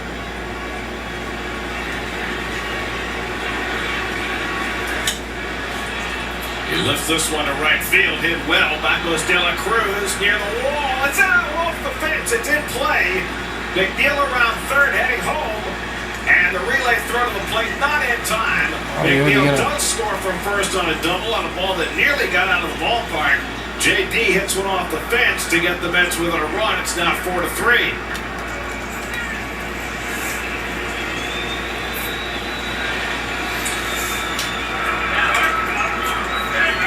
That ball just carried, and once it got to that yellow fence, you just lose it. Sure did. But interesting, the 2-0 count, he gets the pitch, Snyder does, means he has to come after JD, and JD powers this ball to right center, and it just kept going. Then just misses going out of the ballpark. Just scraped down on that wall. And McNeil still not running 100%, but he had enough to get home from first base on that double. Boy, he didn't think they were going to be sent by DiSarcina. Yeah, Davis first thought it was a home run. So that's going to be all for Neidert. He leaves after 5 2/3. Anthony Bender coming in. Mets have gotten within a run. We'll be right back. Sip into summer. I need Sheila, John. Who got Sheila? A bright and balanced full body blend with notes of cocoa and toasted Where are you? nuts. It's the perfect way to sunrise and shine this summer.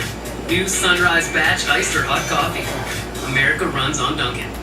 Don't eat. I need you to print. I need you. You think you're empty? I'm empty. Do you suffer from cartridge conniptions? Be conniption free thanks to the cartridge-free Epson EcoTech printer. A ridiculous amount of ink. You're mocking me. Not again. The Epson EcoTech is filling you. People today, they could spend half their lives over 50. My gig is this. So it helps to have a friend in your corner. A friend like AARP. To help keep you exploring. Keep you involved. We did it. Yeah, we did it. And keep you connected. So your happiness lives as long as you do. That's why the younger you are, the more you need AARP. Oh, there's somebody on the where are you? Ready to break free? It's time to get away to a place where we can finally be free. I've got to break. Plan your future getaway with Norwegian. Sail safe. Feel free. Hitting the road this summer? Not all 5G networks are created equal. T-Mobile covers more interstate highway miles with 5G than the other guys. T-Mobile, America's largest, fastest, most reliable 5G network. If there's ever a summer to get away, this is it. And the Hyundai Getaway Sales Event is here to make it happen. Secure your deal and head to your Hyundai dealer today, where new vehicles are arriving daily, and get away with summer-only savings. You got a submachine gun? Models. This is your summer to get away with it all. Nah, I don't want it. It's your journey. Anthony Bender, who worked a hitless inning last night, comes in with the tying run at second base in the 6th inning tonight to face Michael Conforto. I got you. Just be careful. And gets a slider for a strike, 0-1. He's looked awfully good last night's game with that 3/4 arm action, slider, and sinker. You're going to see. Conforto has grounded into a double play and walked tonight. Davis at second after his RBI double. Mets have scored twice here in the 6th. Yeah, both dead.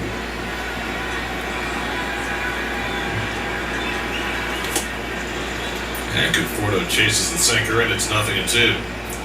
Igniter threw 74 pitches over 5 2/3, 3 hits, 3 runs so far, 4 walks, 5 strikeouts, a hit batsman and a wild pitch. Bender, who was released by Kansas City, non-tendered by Milwaukee, picked up by Miami, and he's been a steal. So a tremendous rookie year for the Marlins, and being asked to get one big out here in the 6th. Baby, Papi, there's somebody in the where you just were in the grass. Move out the way. He just do something. I told you, somebody in the grass. Look, somebody right there. Kill that guy right there. Kill that guy right there. There you go. Good job. I'm coming. Oh, so whatever. Lugo getting up in the Mets bullpen as they work toward the bottom of the batting order. It's alright. Batting 7th. I'm gonna get one of my loadouts. And then the pitcher spot. Fuck that.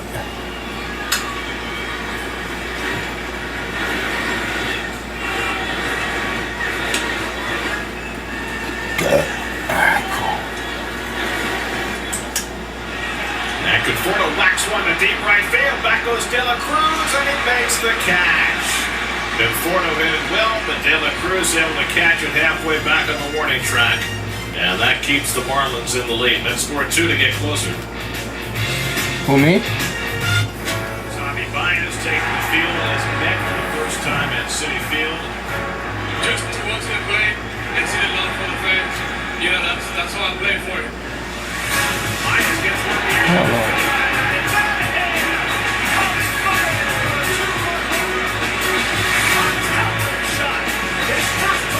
Alright, come on.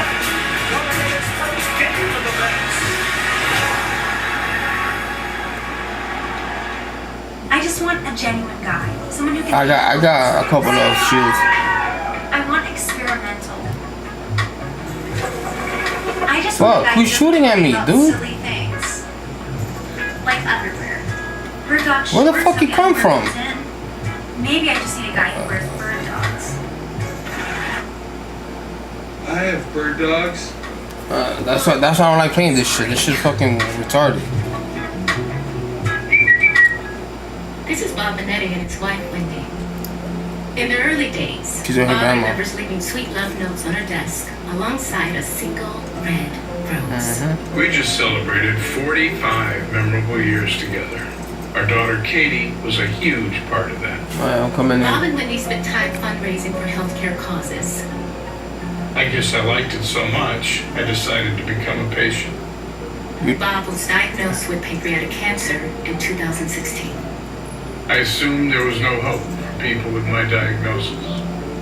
Bob participated in a clinical trial that included cutting-edge radiation therapy and surgery. He's been in remission since completion. Now You're I dead can too? keep writing my story